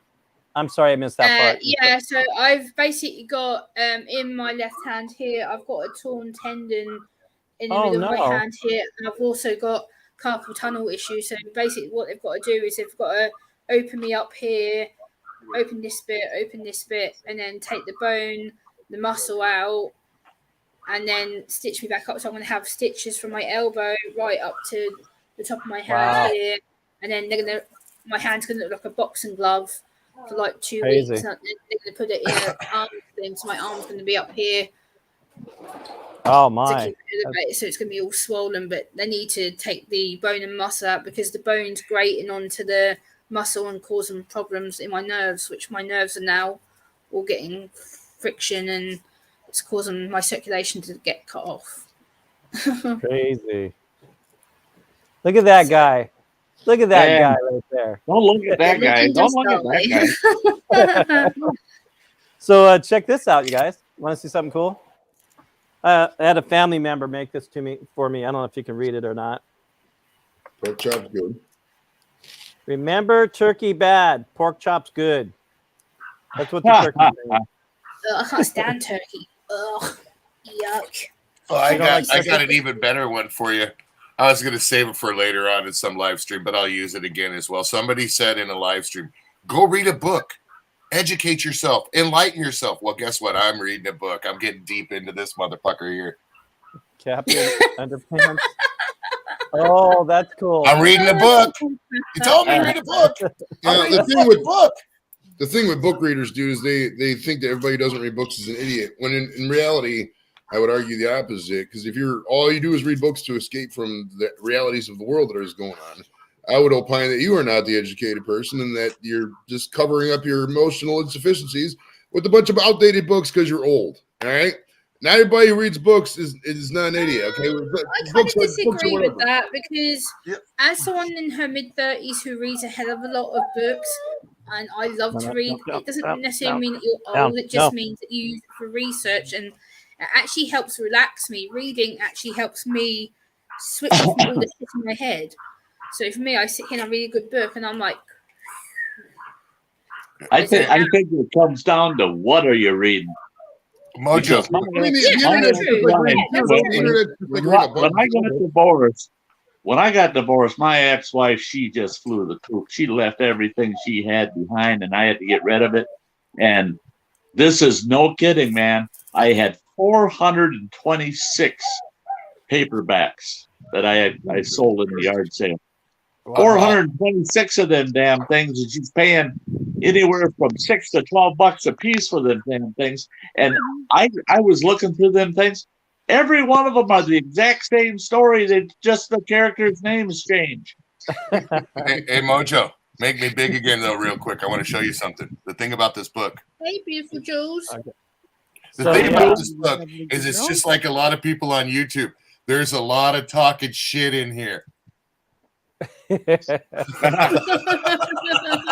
So, Sty, my wife reads a lot of books too, and down below, and with today's technology, everybody does the phone on the phones. You know, Yeah. they have the whatever books. She has, I don't know, 4 huge tubs of books. And I told her, I was like, when we move and sell this house, we are not taking these books. There's no way. Oh no, I gotta have my Give them books. to a used bookstore or donate. Yeah. Oh yeah, I know. Oh yeah, we're hooked up with one down here. We kind of like donate books and stuff, and she gets credit and all that stuff. So That's what I ended up doing with most of them I had was, heck, I gave a bunch to nursing homes. I gave a bunch to the local library. Yeah. Oh, How many of those were Zane Grey books? well, my wife. She wasn't into Zane Grey. Oh, okay. Well, I know you said you had paperbacks. That's why I was asking. How many of those Yeah. were old Western paperbacks? None of them. Really? Because now I read all of the old Zane Grey. Yeah, that's what my dad was What? into, was Zane Grey and the old Western paperbacks. I got to roll. But I didn't I keep them all. really. I mean, I'd get a half a dozen or Mine so are of them, next month, man. I got bad and stuff. I get going on. rid of them. Cleaning. And I get a couple more, and I get rid of them. Not her. She kept them forever. She said the same thing too. As one time when we moved, I said, "All these damn books! I can't believe all these damn books. Love you. Get rid of them." And she says, "Oh, don't get rid of my books." I said, "Why are you keeping them all?" I said, "You gotta have 200, 300, 400 books here." She said, "I might want to read one of them again." All right, man. You have a good day. Love you. Weekend. I said, "Well, buy it again then. Get rid of them damn things.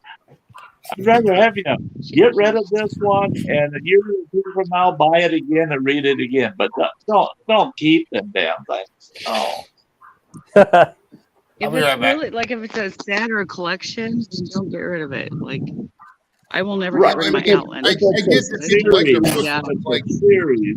25 somebody years ago, died. before they even came out. Yeah. Well, that's like I've got an old set of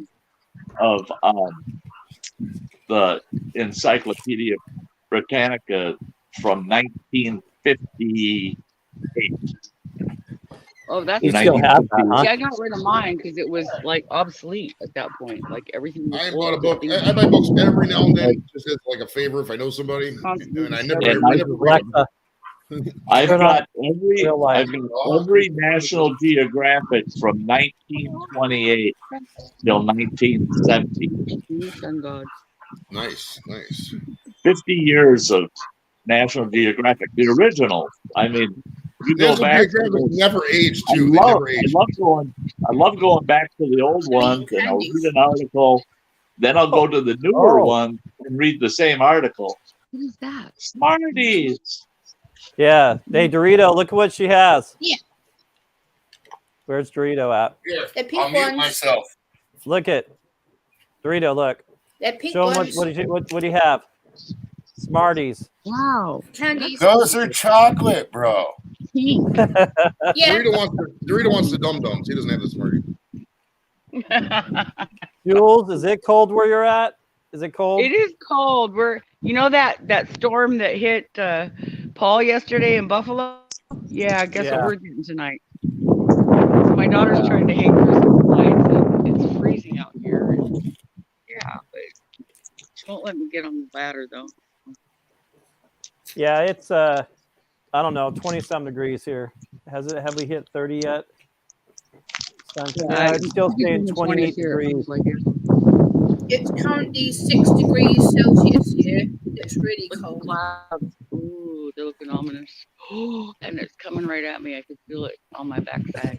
Oh, that's good. My fingers are going numb. It is definitely. Yeah. I'm glad the wind And all is my coats there's are no in wind. storage. 6 degrees I'm wearing my Celsius in Fahrenheit. son-in-law's smoking jacket. It's 42.8 degrees Fahrenheit. That's the temperature in the area I am at. 42 So- Fahrenheit for you guys. 6 Oh, degrees 42? Celsius. I for wish me. that's what it was here. Yeah, because where are you at, Sty? What's the degree? We're still at 16. 16 degrees, yo. Yeah, and the high for today is 19. So, Yeah, Wow, but that's cold. it's saying that it's not supposed to hit 19 degrees till about 2:30 this afternoon. Wow. You think I'd be used to it after 12 years, but all I want to do is get on a plane and fly back to California every winter because I freeze my. Don't blame you. It is so cold. Yeah, here. that's one thing. You were asking What do you earlier, mean, though. Jules? It's cold out You're here. asking your buddy if he'd go up on what was it, Rainier or whatever, to go camping in the winter. Oh heck, you I go haven't back. done it, but Roy's done it lots of times. You go My youngest back on daughter my does channel and look at my lean-to Yeah. series. It's called. But he's from here, And so I was out camping in a rustic hand-built lean-to, 20 below. Oh, no Out way. there overnight Hell no. camping. Uh. Oh yeah, that's awesome. You could Build a go on one of those bonfire. survival shows. I'm out there cooking. Yeah, I bet having you a wanted that blast. battery powered vest then.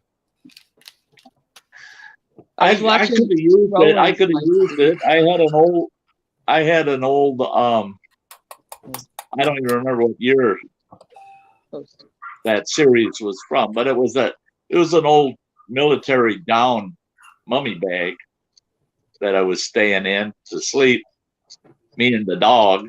And yeah, we were toasty and Dog's yeah, like, I loved winter camping. I used to winter camp all the time. And all these guys, they hot tent it. They go out and they buy a $2,000 hot tent and they put a stove in it and they got their cots and everything. They're up off the ground and they got in the bushcrafting world and the camping world. I got a lot of people pissed off. I say, "Oh, you a bunch of pussies, a bunch of little babies." I just say, get out there and actually camp, man. Put a tent up in the snow and I have bet at you it. often. Yeah, but I can't do it anymore. I looked out the door today and I saw that 2 inches of snow and I go, shit, I got to go out there and get that off my porch and steps. And I cracked the door open and I go close the door and I said, nothing that can't be done tomorrow. Bullshit, it's too cold. Yeah, I've dropped a tent on the snow and ice many times. And nothing You like gonna get- crawling you out of get your snow up tent. there, Mojo? Do we get snow? Oh yeah. We don't get a lot of snow here, but just a couple hundred feet up, it starts. You start getting more snow. Bless you, Jules. That's it. Why don't they let you have a It's worth the way fire out. over 5,000 feet? What's that? Why don't they let you have a fire up in the high country over 5,000 feet? Yeah, because it's just the way it is. It's anything over 5,000 feet, you're not allowed to have campfires or anything like that. Why is that? What? Yeah. To be honest, I have no idea. I think it's more because of the environment. I'm thinking. I I have was no just idea. gonna say, you guys call us fucking tree huggers? Oh yeah, I mean, this is. Holy God. I mean, I've camped at 8,000 feet and not without a damn fire, eh? Yeah. But that's a really good videos question. of folks up in that neck of the woods out there, and they're all carrying, their little butane or their little propane camp stoves with them, the little micro stoves. I've So never really. they're cooking on fire, but they don't have a campfire to sit in. I gotta sit at a campfire, man. Yeah, there ain't nothing like a real fire. I've never done a whole bunch of camping, like real camping, but man, can I pitch a tent? Can you? He ain't Boy, gonna I tell answer. you what, that clam screen house I bought that's got the panels so that you can make it into a tent. You know, use it as a tent. That bugger, it takes me about 10 minutes total to set that big bugger up. It's 16 feet across. And that thing is so nice. I just pull it out back of the truck, fold what I call the spider legs out on it. You crawl inside, push the top of it up, and pop, pop, pop. There she is, standing. Yep. Nice and easy. Our idea of camping was growing up when I was little was we'd go up to the cabin and put a tent outside of the cabin. You know what I mean? The parents would stay inside the cabin. You know, we grew up. My parents had a cabin. They'd stay in the cabin. We'd stay out in the tent. But then after about 15, I realized, fuck sleeping in that tent. I could stay up all night and get loaded. And I don't even need to go near that tent. And that's what camping ended up turning out for me was, you know, you go to a campsite, you put up a tent. Next thing you know, you're drunk and it's morning. You know? Well, I'll tell you what, I was so into camping when I was a kid. Growing up, we camp all the time. Regular, good old fashioned camping. And so much to the point where one day I had stayed home from school. I was fake sick and I stayed home from school. I was only about 6, 7 years old. And so I was skipping out of school and I was feeling better towards the end of the day. And I decided I want to go camping. Well, something came to mind. A couple days earlier, my sister had walked through the living room and she goes, "What do you guys think of my new dress?" I saw her dress and I go, "There's my fucking teepee." I mean, here she had this pleated dress. Now, mind you, this is in the early 60s. She's got this long pleated dress with these big white collars on it. And I'm going, that's a perfect teepee. Now, you got to sorry, Joel. Sorry. My oldest sister at the time weighed about 300 pounds. So I went to her room, stole her dress, and I went out in the back of the house. We had the woods out back, and I found me some nice long sticks, and I made the most awesome teepee you ever seen with that dress. It buttoned down the front, so I had a door. I mean, and she got off the school bus that day. She was a senior in high school at the time. She got off that school bus, and there were people who said we could hear her screaming all the way across town. And my mother came out because, I mean, my sister's going to kill me. And here's her dress with these teepee poles holding it up. I got a little fire in the doorway of my new teepee, and I'm sitting inside of it. And my pop, he was the local chief of police, and they got a call that there was a disruption over at our house. So he come flying home, lights and siren, thinking, "Oh my God, what's going on at the house?" He gets out of the squad, comes running around in the backyard.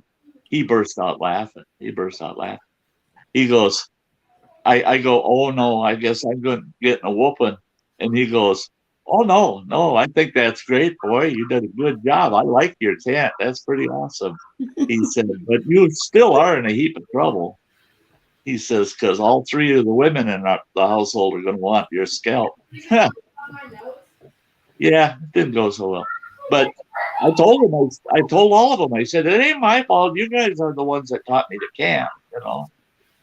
And she bought the perfect teepee, you know. Wasn't my fault.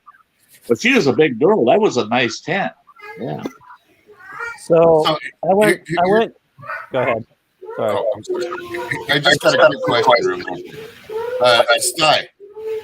Now you're native, right? Well, that's a long story, but let's put it this way. I worked for 26 years on reservation. Okay, well that's what I was curious. So do you live on the res too, or do you? Not anymore. Not anymore. I did. We lived on the res for about 18 years. That's why I was asking. Was your father a tribal officer or? No. Okay. No, we actually, the town I grew up in was a suburb of Minneapolis. Oh, okay. It was a little tourist community. It's part of Minneapolis now. It's grown to I the was point just curious because I keep trying to get my wife to look into her bloodline with her heritage because of all the benefits. Simple as that. If she's, see, I'm not a card holder. That's why I said it's a really long story. But my grandfather.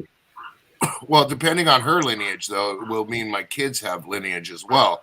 And if they have the lineage as well, too, they will have the benefits. And if I'm gone, that really helps. As long as the tribe they're associated with doesn't have blood quantum. Because if they have blood quantum and you drop below a certain percentage of blood quantum, what they call blood quantum. That's what I'm talking about. Then you don't receive benefit. That's why I want my wife to more look into hers, so then we can drip it down and see where my children stand as well. My mom, see if they could be card holders, that the BIA will recognize them as tribal members. That's what I prefer because my wife, you've seen pictures of her. She looks Good totally. Morning. She's Indian. No ifs, ands, or buts. And the thing is my 26 years working with You're tribes, on YouTube, by the way. Sure I am. That's one of the questions I they always ask when you fill promoted. out school paperwork. We're talking about camping on and stuff. Well, And I'm gonna ask you a question, okay? Okay. All right, you guys. Here's my buddy, my camping buddy, my backpacking buddy. I haven't backpacked with in the last couple of years. He ended up getting married, having kids, or not having kids, but has kids and all this other stuff. And no more broke back. he's too busy for me. So, right? Well, No, I think you're too busy for me. So, Michael, question. We have a question. Okay. Why is it you can't have any fires above 5,000 feet? For the most part, it's too hard to get to in between wind and fire. And there's only certain helicopters that could get out there. It's just too much of a risk. Okay. Is that what it is? As far as I understand, yeah. Yeah. Yeah, because it was a question up here. Why can't you have fires above 5,000 feet? Hey, have Tell we the been, truth. You guys like hugging the trees better than we do. Well, yeah, of course. Also, have we been ever backpacked on snow or ice? Yeah, plenty of times. Yeah, it's pretty fun. Huh? We've had it. Oh gosh, we were in one time where 4 feet of snow dropped on us, 3 feet. I don't know how many feet it was. Do you remember when your car got stuck? It was 3 or 4. It buried the car. Yeah, crazy. All right, man. Love you. Have a good day. Bye. Thanks for the info. Yeah, but my wife, as far as the Indian thing, she doesn't really care. You know what I mean? About looking it up. She's real. She just is the way she is. But if I'm dead, I want my children to be a card holder because there's certain benefits that they will have and certain things they can get away with. Absolutely. That if I'm not here, that will really help a lot. You know what I mean? That's the whole thing is, especially, and I would coach Native kids all the time, and I give myself a pat on the back because 4 kids that I coached, they went on. One of them became, he's the highest rated political attorney for Native Americans in the nation right now. He's turning about, his annual income's right around $500,000. Wow. I mean, he grew up poor on the reservation. He took my advice. He pounded his studies in school all the way through high school. We got him the scholarships and everything he needed. with the help of the BIA, they don't get a lot of money from the BIA, but they get some. Yeah. And we managed to get him into law school. And now he's a success, man. He's just such a success. Education. The other three all went into medicine. They didn't pay 1 penny for their doctorates. Not one of them paid a single penny out of pocket, because Indian Health Services, this is nationwide. It doesn't matter what tribe. They're always found needy. If you go to medical school, they'll pay your tuition costs, housing costs, everything, all the way through until you're a doctor. Yeah, all the way through your internship, all that stuff. But all you have to do, there is a requirement. They're not getting it for nothing. Then they have to work for 5 years as For a the doctor Indian Nation. for Indian Health Services. Oh wow. But they get 60% of the market rate for a doctor of their standing. So if a doctor of their standing is getting 200 grand a year, they're going to get 120 grand a year. But that's for 5 years, and all of their education costs are forgiven. So That's pretty awesome. Yeah, I heard about that. 3 of those kids went on, and they're now doctors. Two of them have their own private practice, and 2 of them stayed with the Indian Health Service. Isn't it law enforcement as well, correct? They do the same thing with the No. I thought I heard something like that out here. If you want to be a BIA cop, if you want to be a Bureau of Indian Affairs cop, they'll pay. That's for what I'm your, talking about. That's what I was talking about. If you want to be a tribal officer, but tribal officers are going to the side. They're going bye-bye, because most tribes are claiming their sovereign status and saying, we don't want BIA cops anymore. We want our own law enforcement. So 2 of the tribes I worked with, they kicked the BIA right off the res and created their own law enforcement, their own court system. And now the tribal police, they're tribal and non-tribal police officers. They just hire good police officers, They don't care who the hell you are. And they will help tribal members to a degree, but they don't pay 100% of it.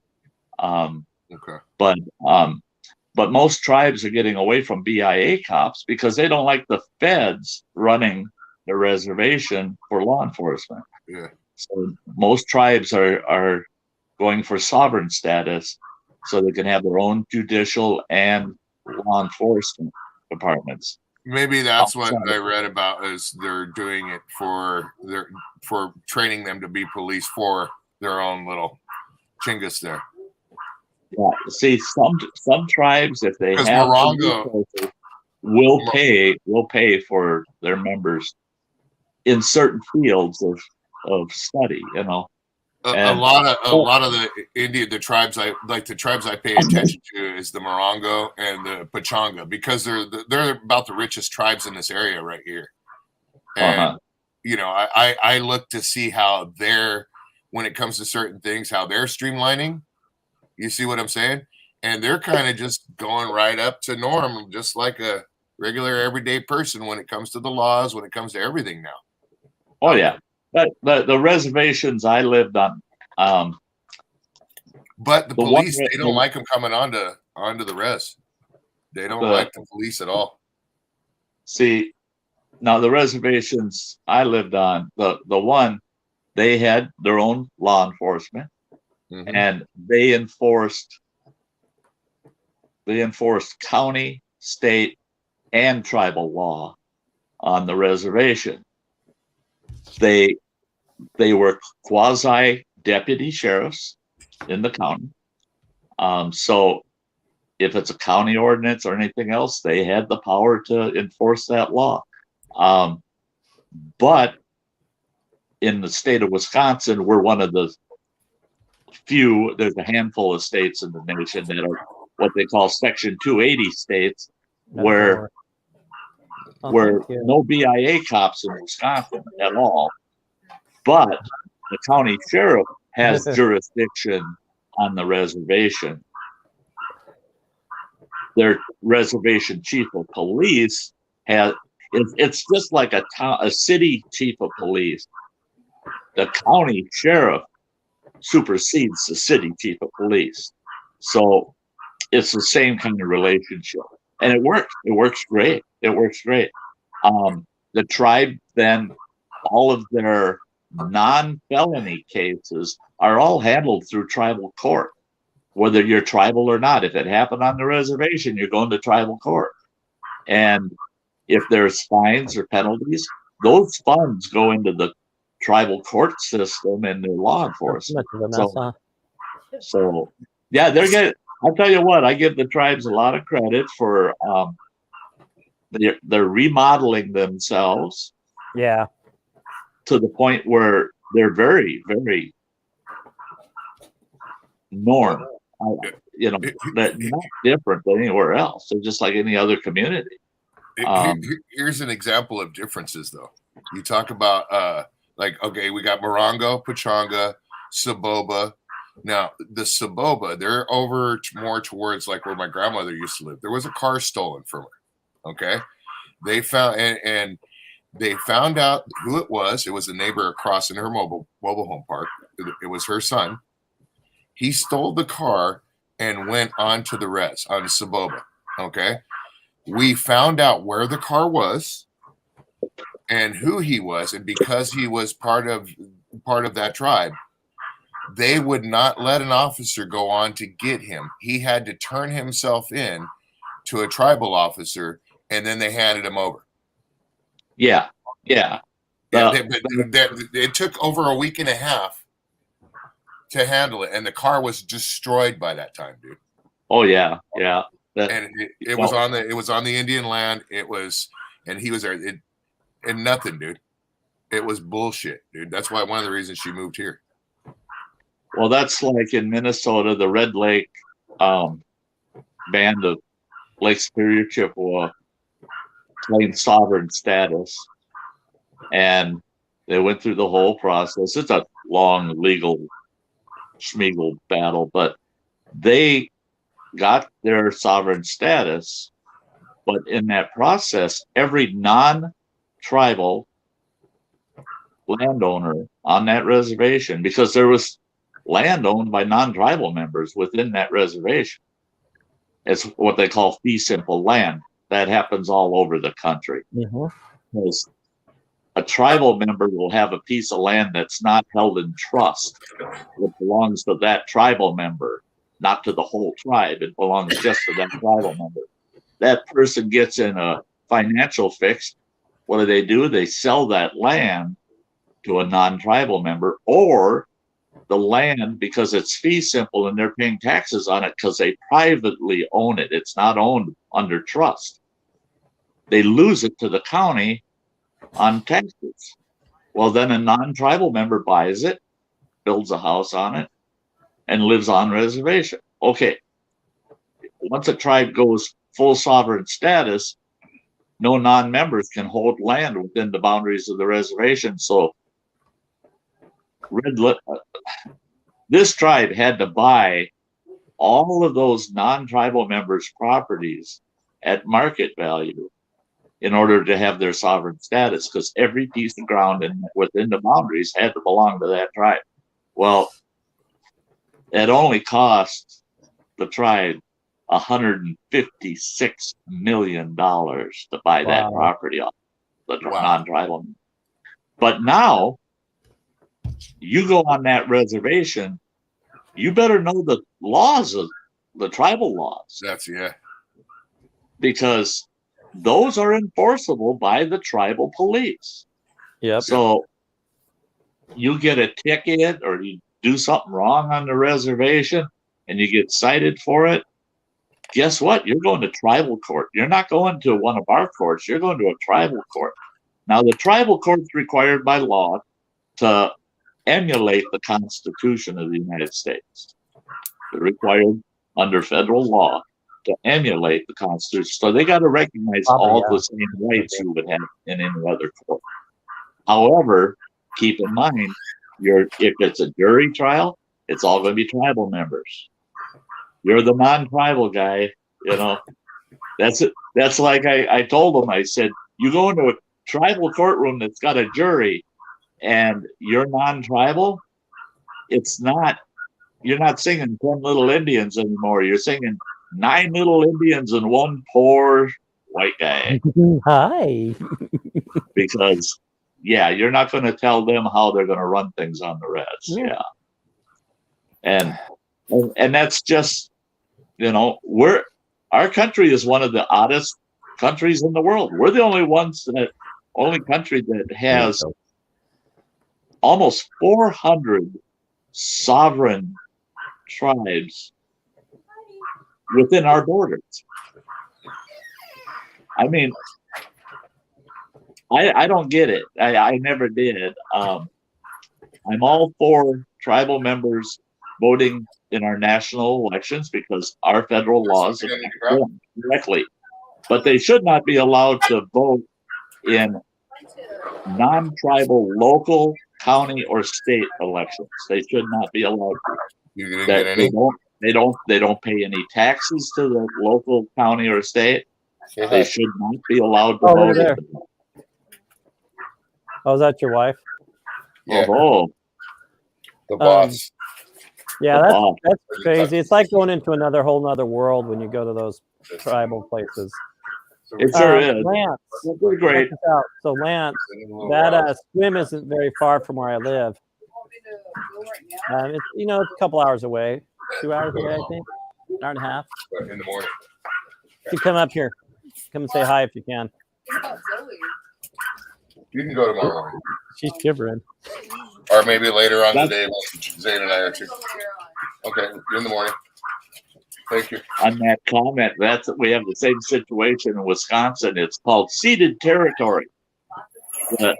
When the Chippewa they don't have any into separate bands and given their own reservations, under the treaty, to get their reservation, they ceded a whole lot of territory, a whole lot of land in Wisconsin, huge. But in the treaty, it said you have to live on the reservation, but you're allowed to hunt and fish and gather within the ceded territory without restriction.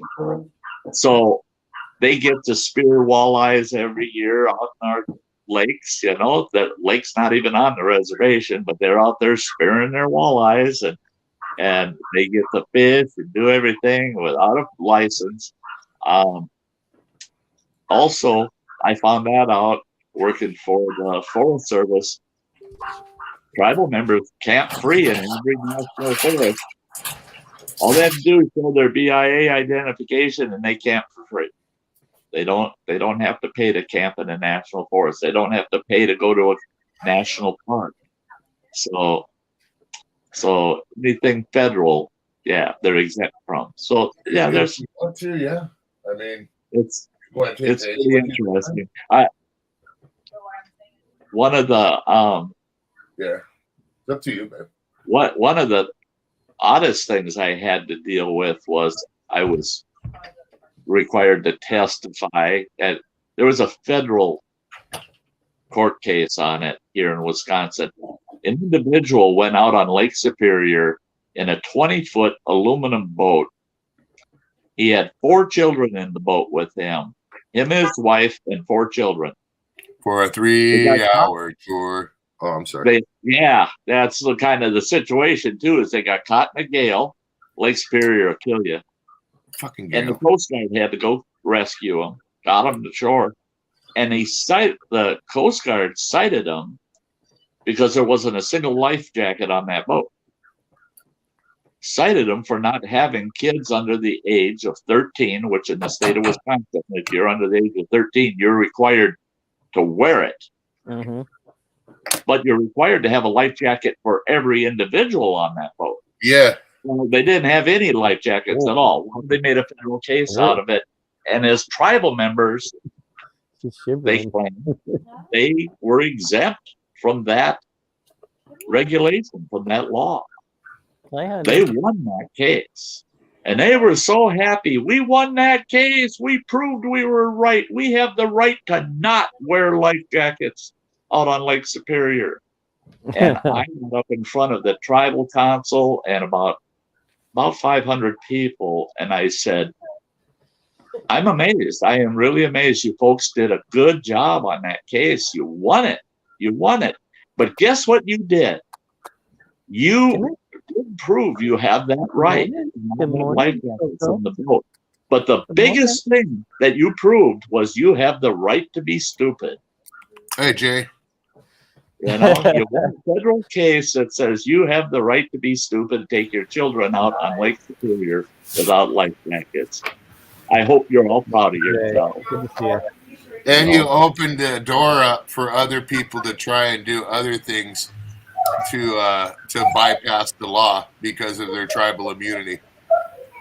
That's, you know, Yeah.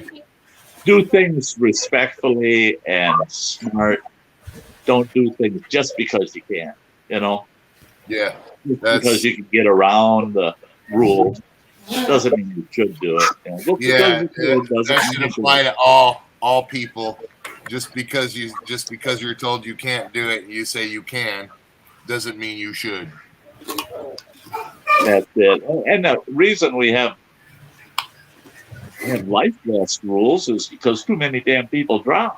I mean, yeah, that's what it comes down to. Is you're going to drown, you fool. Well, reality is the turmoil that you don't even realize. Like, I fell off a jet ski one time, okay? And it skipped me, all right? I didn't just fall off the ski. I cut, and it tossed me, and it skipped me on my vest. Now, I had a vest on. Cool. But it was on the Colorado River, okay? Uh-huh. And it was in Laughlin. So there's a narrow part of the Colorado, and that stream gets going pretty good. So the ski's here, I'm here by the time I get skipped off, and by the time I get my bearing and turn around, the ski's way down there. Yeah. So luckily, I had enough energy to kick along with the current, and I caught up to it. But man, getting onto the ski, I floated down river a good ways because of all the swimming that I had to do to catch up to the ski. You have to get to it, yeah. Now imagine if I didn't have a vest and I couldn't get onto the ski because I tried getting onto the ski 3 times. Yeah. Even with the fold down, I tried getting on it 3 times and I was so wore out and I was shaking, Jules. It freaked me out. I was shaking. My wife kept trying to get around me so I could grab a hold of the ski, and I wasn't falling off the ski. I was still holding on to the back of it. But I actually lost a lot of strength in my arms. Oh yeah, because it took a long ways to catch up to it. And had I not had a vest on, you're fighting the river too. Like that's work, man. Well, I actually was swimming with the current, but I was trying to catch up to the ski. So I was swimming with everything I had, and I'm a decent swimmer. You know, Southern California, if you're not a good swimmer, man, that's like living up in the snow and not knowing how to ski. You know what I mean? That's like up here in northern Wisconsin. You ask any fisherman if he knows how to swim, he looks at you like, "What? Were you born yesterday?" Yeah. Where the fuck were you born? I'm surprised at how many people don't know how to swim. You better know how to swim, and then even if you do know how to swim, you have a life jacket. That's right. Because what if you got knocked out or something? Well, one thing you do learn down here, and one of the biggest places, and Jules knows this, is Seal Beach and Huntington Beach. Yeah, I've been to Seal Beach. They're very much so known for undertow. Okay. Yeah. I've been in an undertow. It was not fun. I was a little girl. It's a good thing and they can yank you out quick. And people don't even realize. Yanked me out because I was like, I couldn't tell which way was up. Yep. And then when you come up from the water, you're a distant out from shore, and you're like, how the fuck did I get here? It happened to me before, Lake Erie. Oh yeah. It was very scary.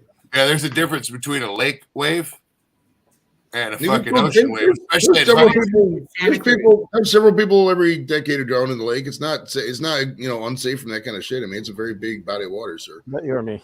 Yeah, People run but away all the Huntington is kind of known for its brakes, and when they get an undertow, like it literally will yank a good foot of sand out from under you.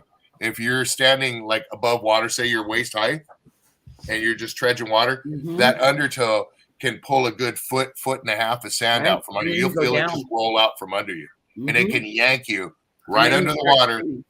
and pull you out, a good Ooh. 100 feet out in the water. I used to dive. I dove for quite a few years, and we dealt with undertow, not in the lakes, ocean undertow. Right. Yeah. And what you're talking about is flatlanders have no clue. They have no clue. We had a couple of dives where, we'd have a couple of teams get caught in undertow, and you're lucky you're on supplied air, so you don't care. It's just you're thinking through as you're getting drawn out by it. You're thinking, "Oh man, have I got my work cut out for me to get back to the Right. Well, back to it the panics shoreline?" most people too, and that's why a lot of people drowned is because when they get that undertow and it pulls them under, it starts yanking them. They scream. Yeah, And they there goes that air that they should have kept. And when you Mhm. hit an undertow, what you're supposed to do is go with. If you get your Ride bearing, it up. you go with and up. You try Yep. to always you got to open your eyes, unfortunately, and you head towards the light, man. Simple as that. That's it. And that's Yeah, why we're I got supposed lucky at the river, because I'm used to swimming with the current, and I know you can feel a current when it switches, when it changes, and you're going with the current, you could feel it. So that's how I got lucky to catch up to that ski. that was one thing that we found with undertow is that the old adage that you go with it, not against it. Yep. Yeah. You aren't going to beat that undertow, so Yeah, don't exhaust burn yourself. yourself Try to go trying against to swim against it. Yep. Yeah. Ride it out. Yeah. Save your energy because you're going to need it to get back to the shore. And then you return to the shoreline running generally parallel with the tide. You're You proud. don't want to. It's just like crossing a damn river. If you cross a river, you say, "I want to get over to that point." Well, you go upstream, Mhm. 150, They're just 200 gonna yards, carry you that and way. that's where you go in, and you're going to come out where you wanted to come Right. out, because you have to swim with really? that flow Uh-huh. to get across. You're not going to swim straight across that boat. Nope. Nope. Not without killing yourself. That's the All I water can say is the Colorado's a fast fucking river, dude. People may not think so, but that river at certain points, dude, especially over by Laughlin, that thing's fast as hell, dude. Oh, we got some rivers in this country that they'll scare the shit out of you. The Snake River up in Idaho, a buddy of mine runs a jet boat on the Snake, and That's when he's running a 450 horse horse engine in a boat that only carries himself and 5 other passengers. That's all the bigger that boat is. Wow. And he's got that puppy throttled up full bore, and there's spots on the Snake where you can sit there and it's like it's in slow motion, him going up that current. It's just like, holy God, and that old jet boat just screaming, trying to go against that current, you don't want to get caught in that stuff. And these goofy kayakers, I've done some whitewater in a canoe. But I watched the kayakers going through some of the real extreme whitewater, and it's just, you're nuts. You guys are nuts. Yeah, look there. Say hi to everybody. My sister and brother-in-law went Hi, whitewater everybody. rafting down. I don't know. It was one of the rivers in California, but There. he got thrown from the boat, like the raft. He went over, Oh, popped right out, man. Good thing he was wearing a life jacket. oh yeah. Cool.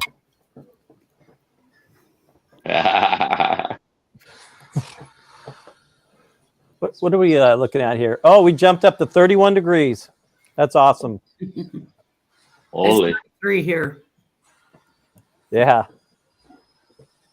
That's not. Oh, I went up a degree too. 17 now. That's crazy. So what do I you got mean? 2 degrees. I got a bachelor's degree and then an associate's degree from the Air Force. Uh, Degree temperature degrees. It's 30 degrees. Exactly 30 degrees here. Yeah, we're cold out here. It's 69 degrees. Are you really? No, you're not. 69. 64, motherfucker. Oh, That's nice. a chill spell. It's fucking hoodie weather on Good fucking year. SoCal with 64, bro. What are you talking about? It's getting close to jacket weather, dude. Jacket and hoodie. All right, the fucking North Face comes out when it gets to be 50 out there. Yeah. Giant puffy parkas, triple fat goose comes out. Get my big Adidas reversible jacket. Yeah, I got my Carhartts all dug out. It pissed me off. Mojo, you probably get a kick out of this. Yeah. Now I do know how much weight I had lost. I pulled out my Carhartt bibs. They're insulated heavy bibs. I pulled them out and I put them on, and I looked like a 5-year-old wearing his dad's bibs. Wow. I can't wear the damn things. They're so damn big and sloppy that I can't even wear the damn things. It just pissed me off, man. I paid $149 for them. Oh yeah. And they were on sale. And I can't wear them. So I'm going to have to find some big guy local that needs a pair of Carhartt bibs. My warmest jacket is about like the one Mojo has on. This? Yeah. This thing is thin. Yeah. It's I don't ever wear mine's it. a little bit thicker, but it's that style of jacket is about my warmest jacket that I have. I always have a regular coat, and if it gets that cold, I'll just put on a couple hoodies underneath it, just layer. I mean, it's not that. I got a flight jacket too, but that's So I've Peacoats got are really warm. I've got this jacket on, I've got this shirt on, and there's another shirt under that, and then there's another shirt under that, and then there's some Under Armour. Now, Layer. Under Armour on my And leg. then underneath that, there's what's underneath that? this- About This cool thing, you guys, right here. This cool thing, I bought this when I went to Nepal. Heck yeah. It wraps, they use them to wrap around yourself. Tell us you know, more about your your Nepal trip. Did you climb Everest? What the fuck are you doing in Nepal? That guy I had on the phone. We That's went cool. and did a trek. We did like a 3-day trek, and then just went to what do you call it? What do they call the guides there that take you up the mountain? Sherpas. Yeah, Thank you, Sherpas. Yes. Sherpa Yeah. Dirk, Sherpa They wear Sherpa, those. Dirka. The one Simpsons when they were trying to climb the Mount Springfield and I heard the Sherpas. It was so funny. They're dragging. Jules, that sweater's lovely on you. You look beautiful in that sweater. Well, thank you. It's actually a men's sweater. I found it at a thrift store, and it's a polo. Nice. Thank you. Nice. It's a little big. I got to roll the sleeves up. I love it though. It's really warm. I was Warm going and to say, it comfortable looks is nice awesome. and warm. It's very warm. It looked like it was Yeah, only you- a few bucks. I was like, geez, that's a deal. It's a polo. Come on now. Oh, Yeah, God, trying to dude, buy a that's- sweater in the store nowadays. Yeah. Here it's so You're cold. I looking was for a like, cheap one, you better have a $50 bill. Yeah. Dude, you're looking for a 3X, dude. You're fucked. That's Yeah. what sucks, man. It really, Yeah. really sucks. Because I'm a 3X, 4X kind of guy. I like 4X shirts. I like the bigger shirts.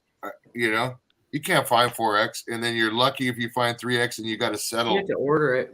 on whatever. Even ordering nowadays, Jules, like my 3X hoodies, they're like 50 some odd bucks.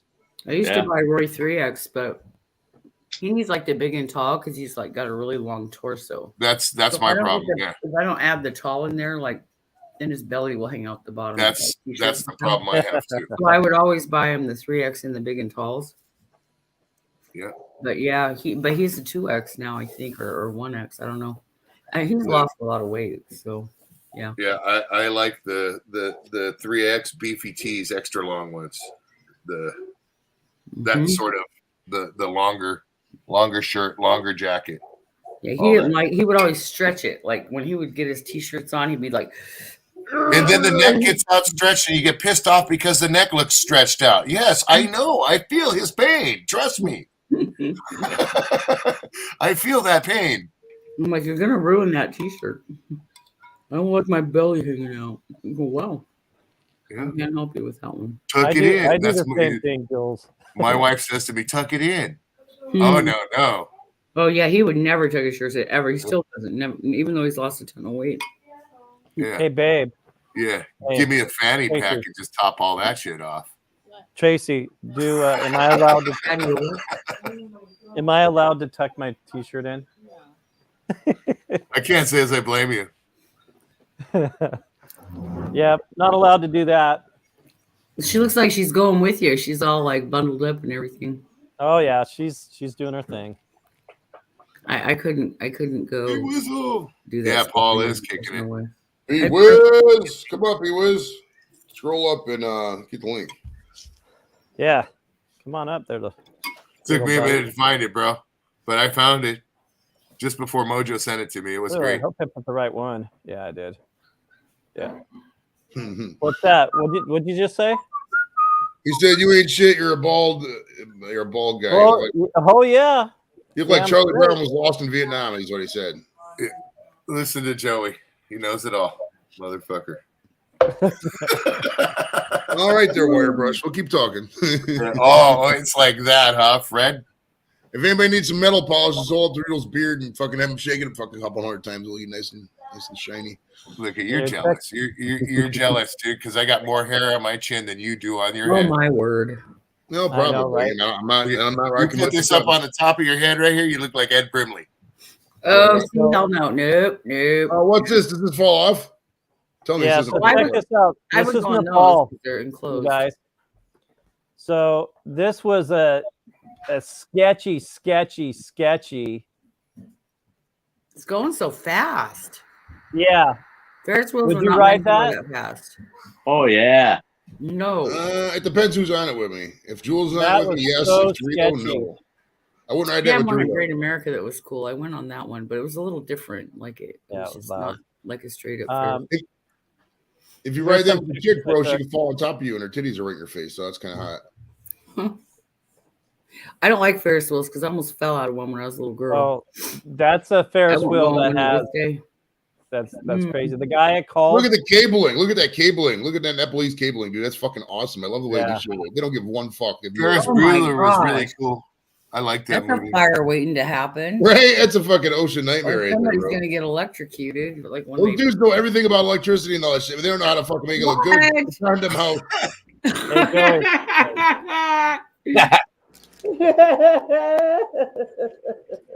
Did you read that picture, Joey? Yeah, nobody in this panel knows what that is. B-Wiz, what's up, buddy? First What's time up, in yo? Nepal, and then Could you imagine living in one of those houses made of condoms? Oh, Yeah. Oh my god!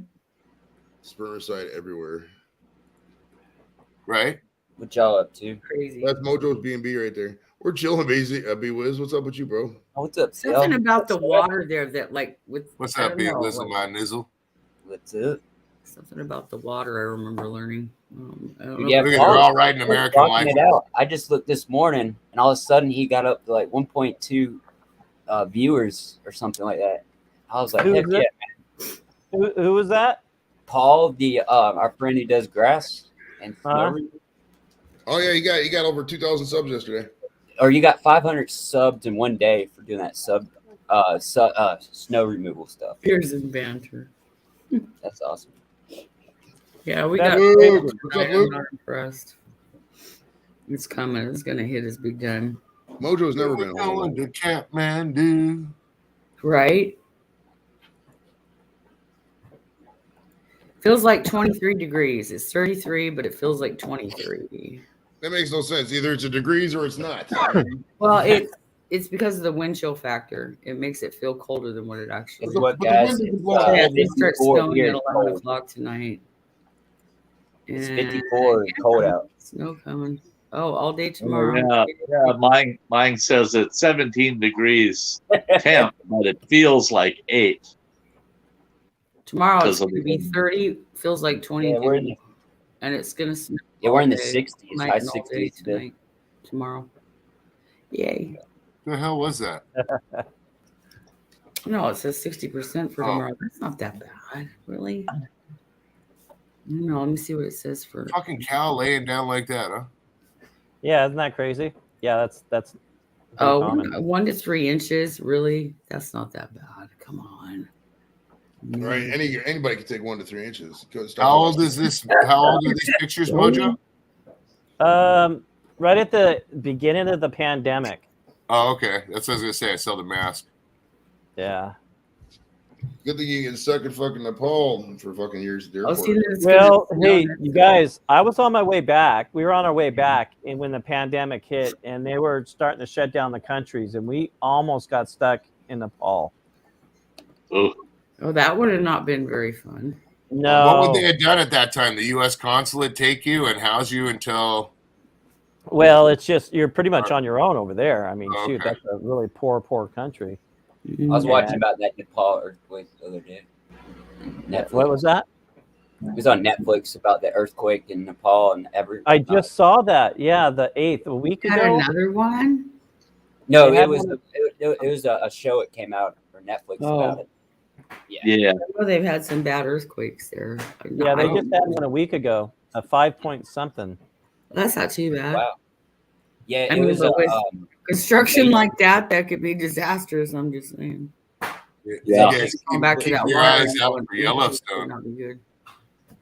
What's that? Keep your eyes out for Yellowstone, man.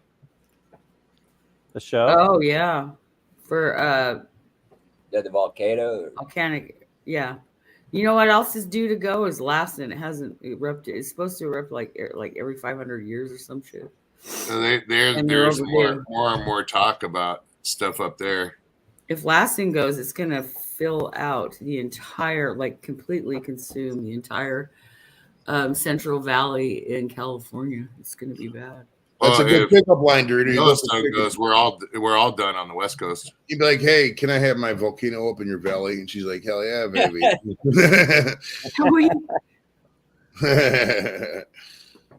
It's like a volcano surrounded by liquid. Yeah, Uh, mine ticket from ST. It's gonna go off, and then the rest of California will drop off into the water right next to Atlantis. And then fucking property in Reno is gonna be worth like $1 million a square foot and shit. Yeah.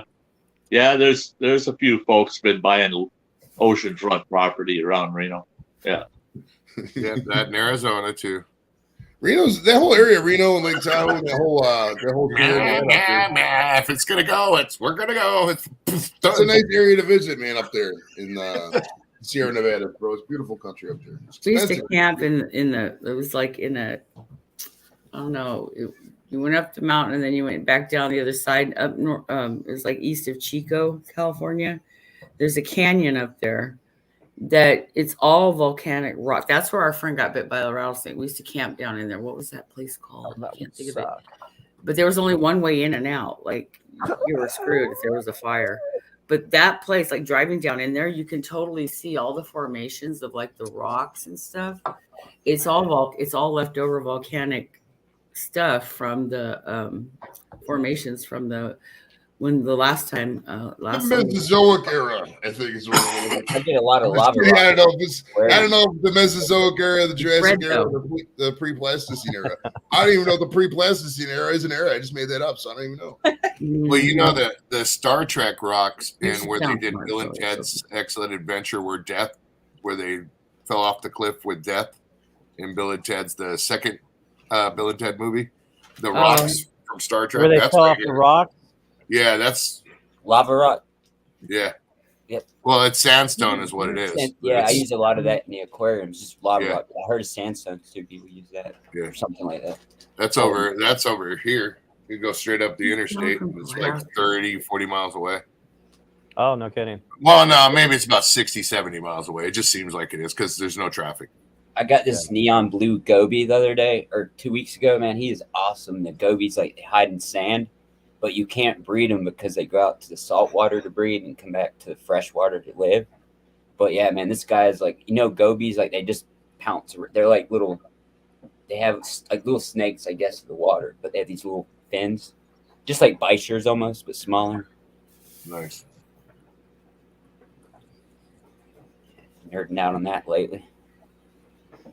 Watching these fish tanks, man, helped me, especially like days and with bipolar, just like looking at it, staring at everything. Yeah. It makes it what?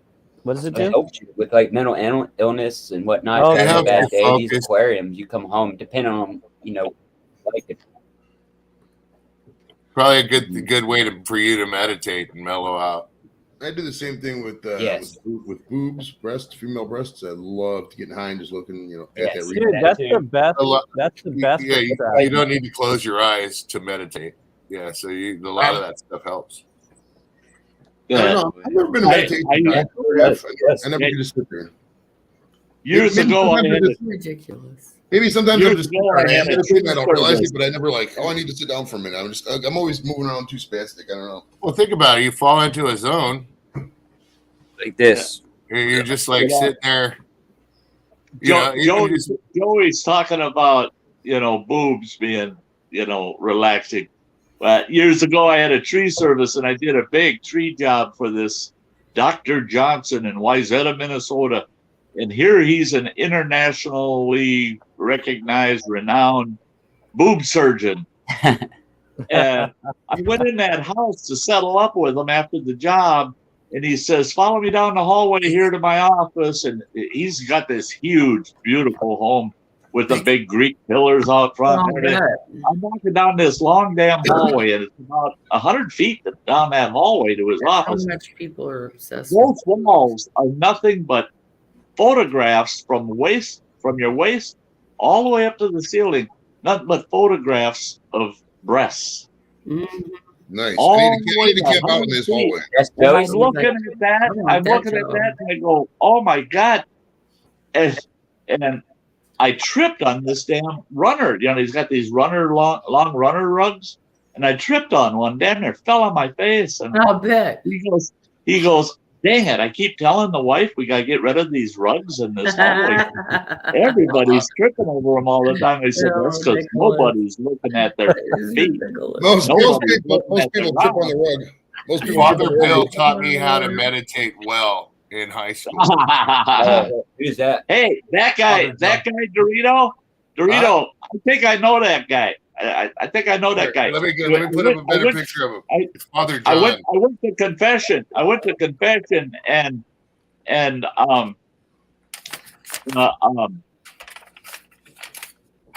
And this guy come out. This guy come out of the confessional. Is that your friend? Yeah. No, And supposedly I was molested in high school by this guy. I went to a Catholic school in Orange County. You didn't go to You got molested? I guess I did. This is what they're telling me. They told me that I got at Crespi Carmelite High School.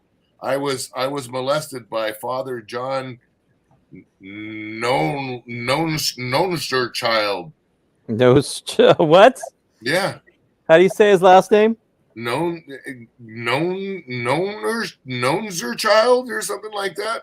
Yeah. Yeah, in high school No, I was I wouldn't molested. even have had him as a priest with a name like Yeah, that. he was my mentor. Yeah, that'd be. I got this notice yesterday. Oh, I was okay. raped in high school. Oh, They want me to okay. join. I have They that. want me to join a class action lawsuit. You know what? I don't really want to talk about it, but you almost wonder if all those guys were together on this and knew all about that kind of stuff. That's just crazy, ain't it? Like If it was all the- common or what, I don't know. It's I just bet weird. it was common because you hear about a lot Yeah. of crazy stuff, and people won't coming out because they never. I knew it. I was in for it when he told me to sit on his knee. Now I was going to tell you there, Dorito, that watching these people come out of the confessional, this guy come out and he goes, "Oh my gosh," he says, "boy, did I get in trouble?" He says, "I confessed." I go, "Oh, you got in trouble, huh?" He says, "Yeah, that priest really pissed at me." And I said, wow, must have been bad, huh? He says, "Well, I confessed that I committed adultery," and yeah, he didn't like that at all. And this gal that was sitting there, she's looking around just nervous, and she called this altar boy over and she says to him, "Sounds like that priest is pretty tough. You have any idea what he's going to do to me for giving a blowjob to a stranger?" And And the kid looked at her like, what? And she goes, come on, tell me, what's he do to you for a blowjob? He goes, well, I don't know what he'll do for you, but usually I get a Snickers and a Pepsi. All I wanted was a Pepsi. Oh. I can't say that. I almost said something bad. I'm so glad. A priest, a rabbi, and a nun walk into a bar. Oh. Classic. I Okay. remember my dad. That's like an old joke. Go ahead. Yeah, I know. Dad joke, dude. There's a bar about that big a fucking round, dude.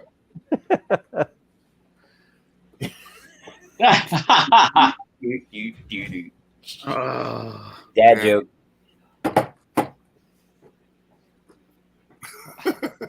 Yeah, it's funny. Like being around my dad and uncle a lot, they would tell like so many jokes, and I'd come home, my dad would tell a joke. I just heard that. You know how many barking spider jokes I know from my father growing up, dude?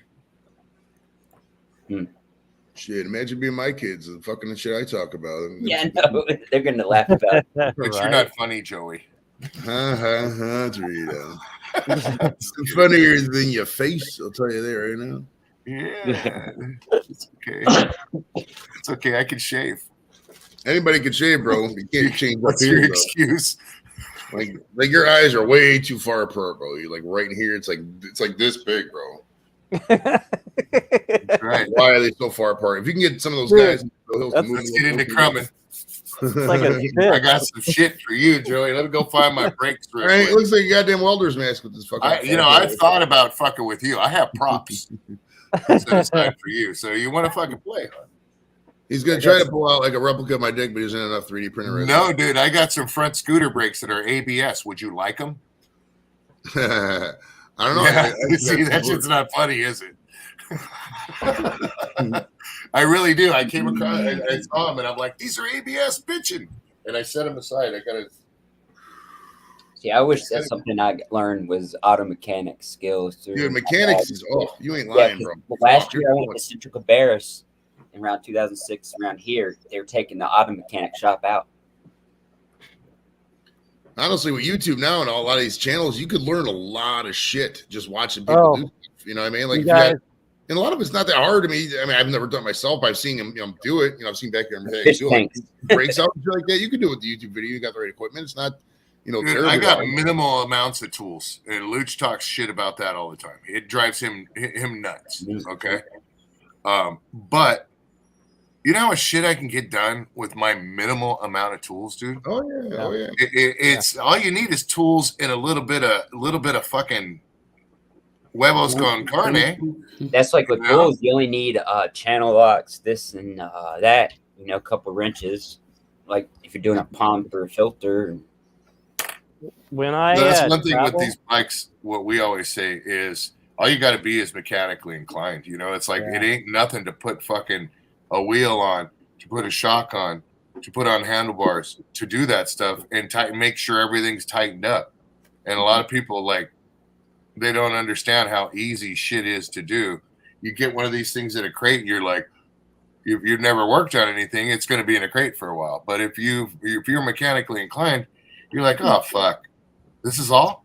It's like HVAC when I worked with my dad making sheet metal. I hated that. I just was 18. I was just, doing stupid stuff like smoking in the shop and stuff, not caring.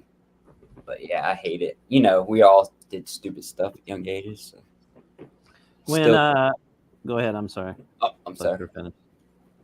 When I travel, it's only a little handful of tools I throw in my car. And my daughter down in Portland actually watches YouTube constantly on fixing up her car. She does all of her work herself, pretty much. That's awesome. Well, that's the thing too. If you're gone, there's auto parts stores everywhere, and a lot of them do have loaner tools. A, and B, you can always just buy a little bit of tools. Of course, if I'm going to break down on the road, I'm not going to tinker with the shit on the side of the road. I'm sorry. I'm going to get it towed to a shop, dude, and I'm going to get it fixed. You know what I mean? But like this sort of stuff, this isn't my would I get in every day and drive down the road. So I have the ability to be able to tinker, as opposed to with a car, it's a completely different animal. I'm not a mechanic. I will do little stuff, but I will not go deep with a car ever, because it's my transportation. It's stupid to have it down.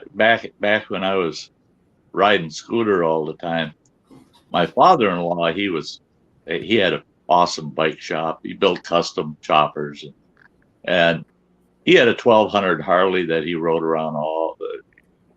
Yeah, I think he was born with that thing stuck to his ass.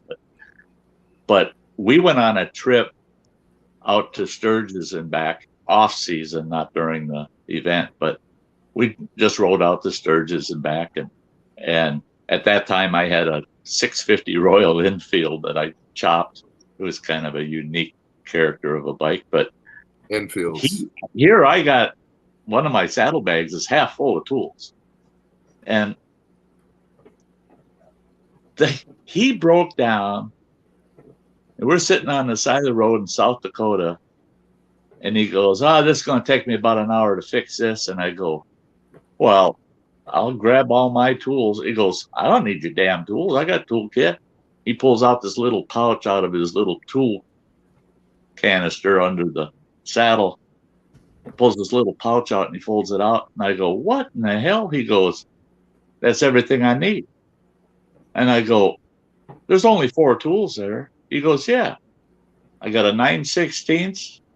I got a 1/2 inch. I got a channel lock, or not a channel lock, a vice grip. He had a vice grip and a screwdriver. He says, that's the only 4 tools I need to keep this Harley Davidson on. At least together on the road right at that point in time, yeah. And he wasn't kidding. Man, he repaired the bike right there on the side of the damn highway, and off we went. And I said, you going to swing into a shop somewhere to check that crap out? He goes, why? I couldn't believe it. That's the only 4 tools he ever carried with him on that scooter was a vice grip and a 9/16 1/2 inch and a flathead screwdriver. I couldn't believe it. Yep. Tool pouches. Even got a handy dandy tire gauge.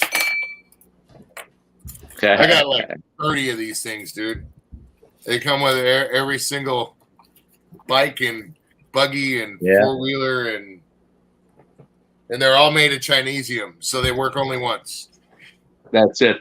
They're for that one breakdown. Yep. You know what's really cool is a buddy of mine. So they bend. You know what was really cool is a buddy of mine had bought an old Russian car. It was from Russia. I can't remember the make of it or the name of it, but it was a little 4-door sedan that had a little 4-cylinder in it.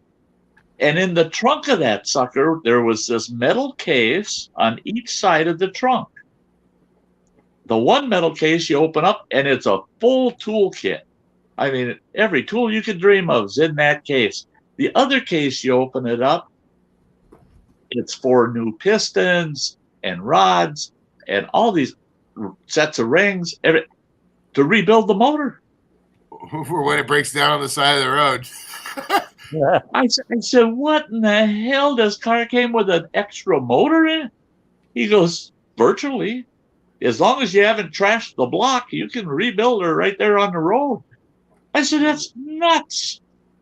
And I was talking to my granddad at that time. He was still alive about it. And I told him, you should have seen this guy's car. And he goes, oh, God, when your grandmother and I moved to Minnesota from Wisconsin, he says, I had an old Model B truck. And he says, right at the Wisconsin-Minnesota border, that damn truck, he says, the clutch went on it. He said, so I had to break her down. And he said, I was lucky I found a fella that had some saddle leather. And he said, I drove the rivets out of the clutch pads and managed to use saddle leather to replace the clutch pads so that we could finish our trip. They drove another 500 miles with saddle leather as clutch pads on that truck. He said, there were no mechanics. He said, that damn highway, he says, the mechanics were 300 miles apart. He says, no, you better be able to fix your own crap when you're out on the road. He says, are you going to end up settling there? Yeah. That's right. That's it. Is he said, you'd be surprised how many people that are multi-generation, and you find out that great grandma and grandpa settled there because that's where their rig broke down. Oh, no kidding. Yeah, Yeah, that happened a lot with the Dust Bowl breakout towards California. Yeah, A especially out there. I've watched a lot of documentaries on that issue, and it's cool. They'd make it just so far, their equipment would break down, and they'd say, looks good, let's settle here. We got to settle here because we can't get any further. They didn't have the resources to be winter able to too do back in the day. Well, What they had to do to, like, all the family was dying, like a family of say 6, and then like, the little kids had to take on so many different roles. And like, maybe 2 would make it out of the family or something. Well, that was my great grandfather. My great grandfather had a total of 9 children, and out of those 9 children, only 3 made it to adulthood. Oh wow. Yep, that's my my grandma too. She had her brother die. She's the last one to be around, but her brother died when she was younger, at like 13 in the 50s maybe. And then another brother died, her only brother, and then her sisters, died throughout the years or different things, but she was the only one to like make it throughout the family. Yeah, it's surprising. It's surprising how some of those really large families got very small. I mean, I got to get out of here, guys. Yeah. I'm going to go smell bacon. So I got to I'm gonna shut her down. a video, and it was up late last night. I edited 3 videos, so I got today, Sunday, and Monday covered. Woo-hoo. Oh, nice. Yeah. So That's awesome. That's a good feeling. I have to get a lot done next week too, pools. But have a good All one, right, guys. you Three. Everybody, have a See you, fabulous everybody. weekend. All that good stuff. Good. Thanks for dropping in, Dorito. You're Oh, are you amazing. leaving right now? Yeah, I'm gonna shut her down. Oh, okay. So, and then Joey, good. Sky North, love you, man. Jules, if you're there, and B Wizzle. You guys have a fabulous Thanksgiving. Everybody have a Peace. fabulous Thanksgiving out there. Next week's Thanksgiving, You Yeah. got time to buy your turkey. All right. Y'all have a good Thanksgiving too. If I don't see All you. that shit out now, You bro. too, all of you. Turkey in the deep fryer and it blows up and shit, and everybody gets fire in their beard. Yeah. I'll keep my beard clear. Mine's metallic. Remember, Joey? It's metallic. It'll just. If an electrical fire hits your beard, bro, everybody's gonna the transformers are gonna blow out in a fucking 3-mile radius. Kerpow. Yeah. We got electrocuted the other day at the in my fish tank with that bad heater, and it zapped me, but it zapped the fish. It's weird. Nice. Oh, Wow. All right, everybody. Oh yeah, sorry. Have a have a fabulous good day. one.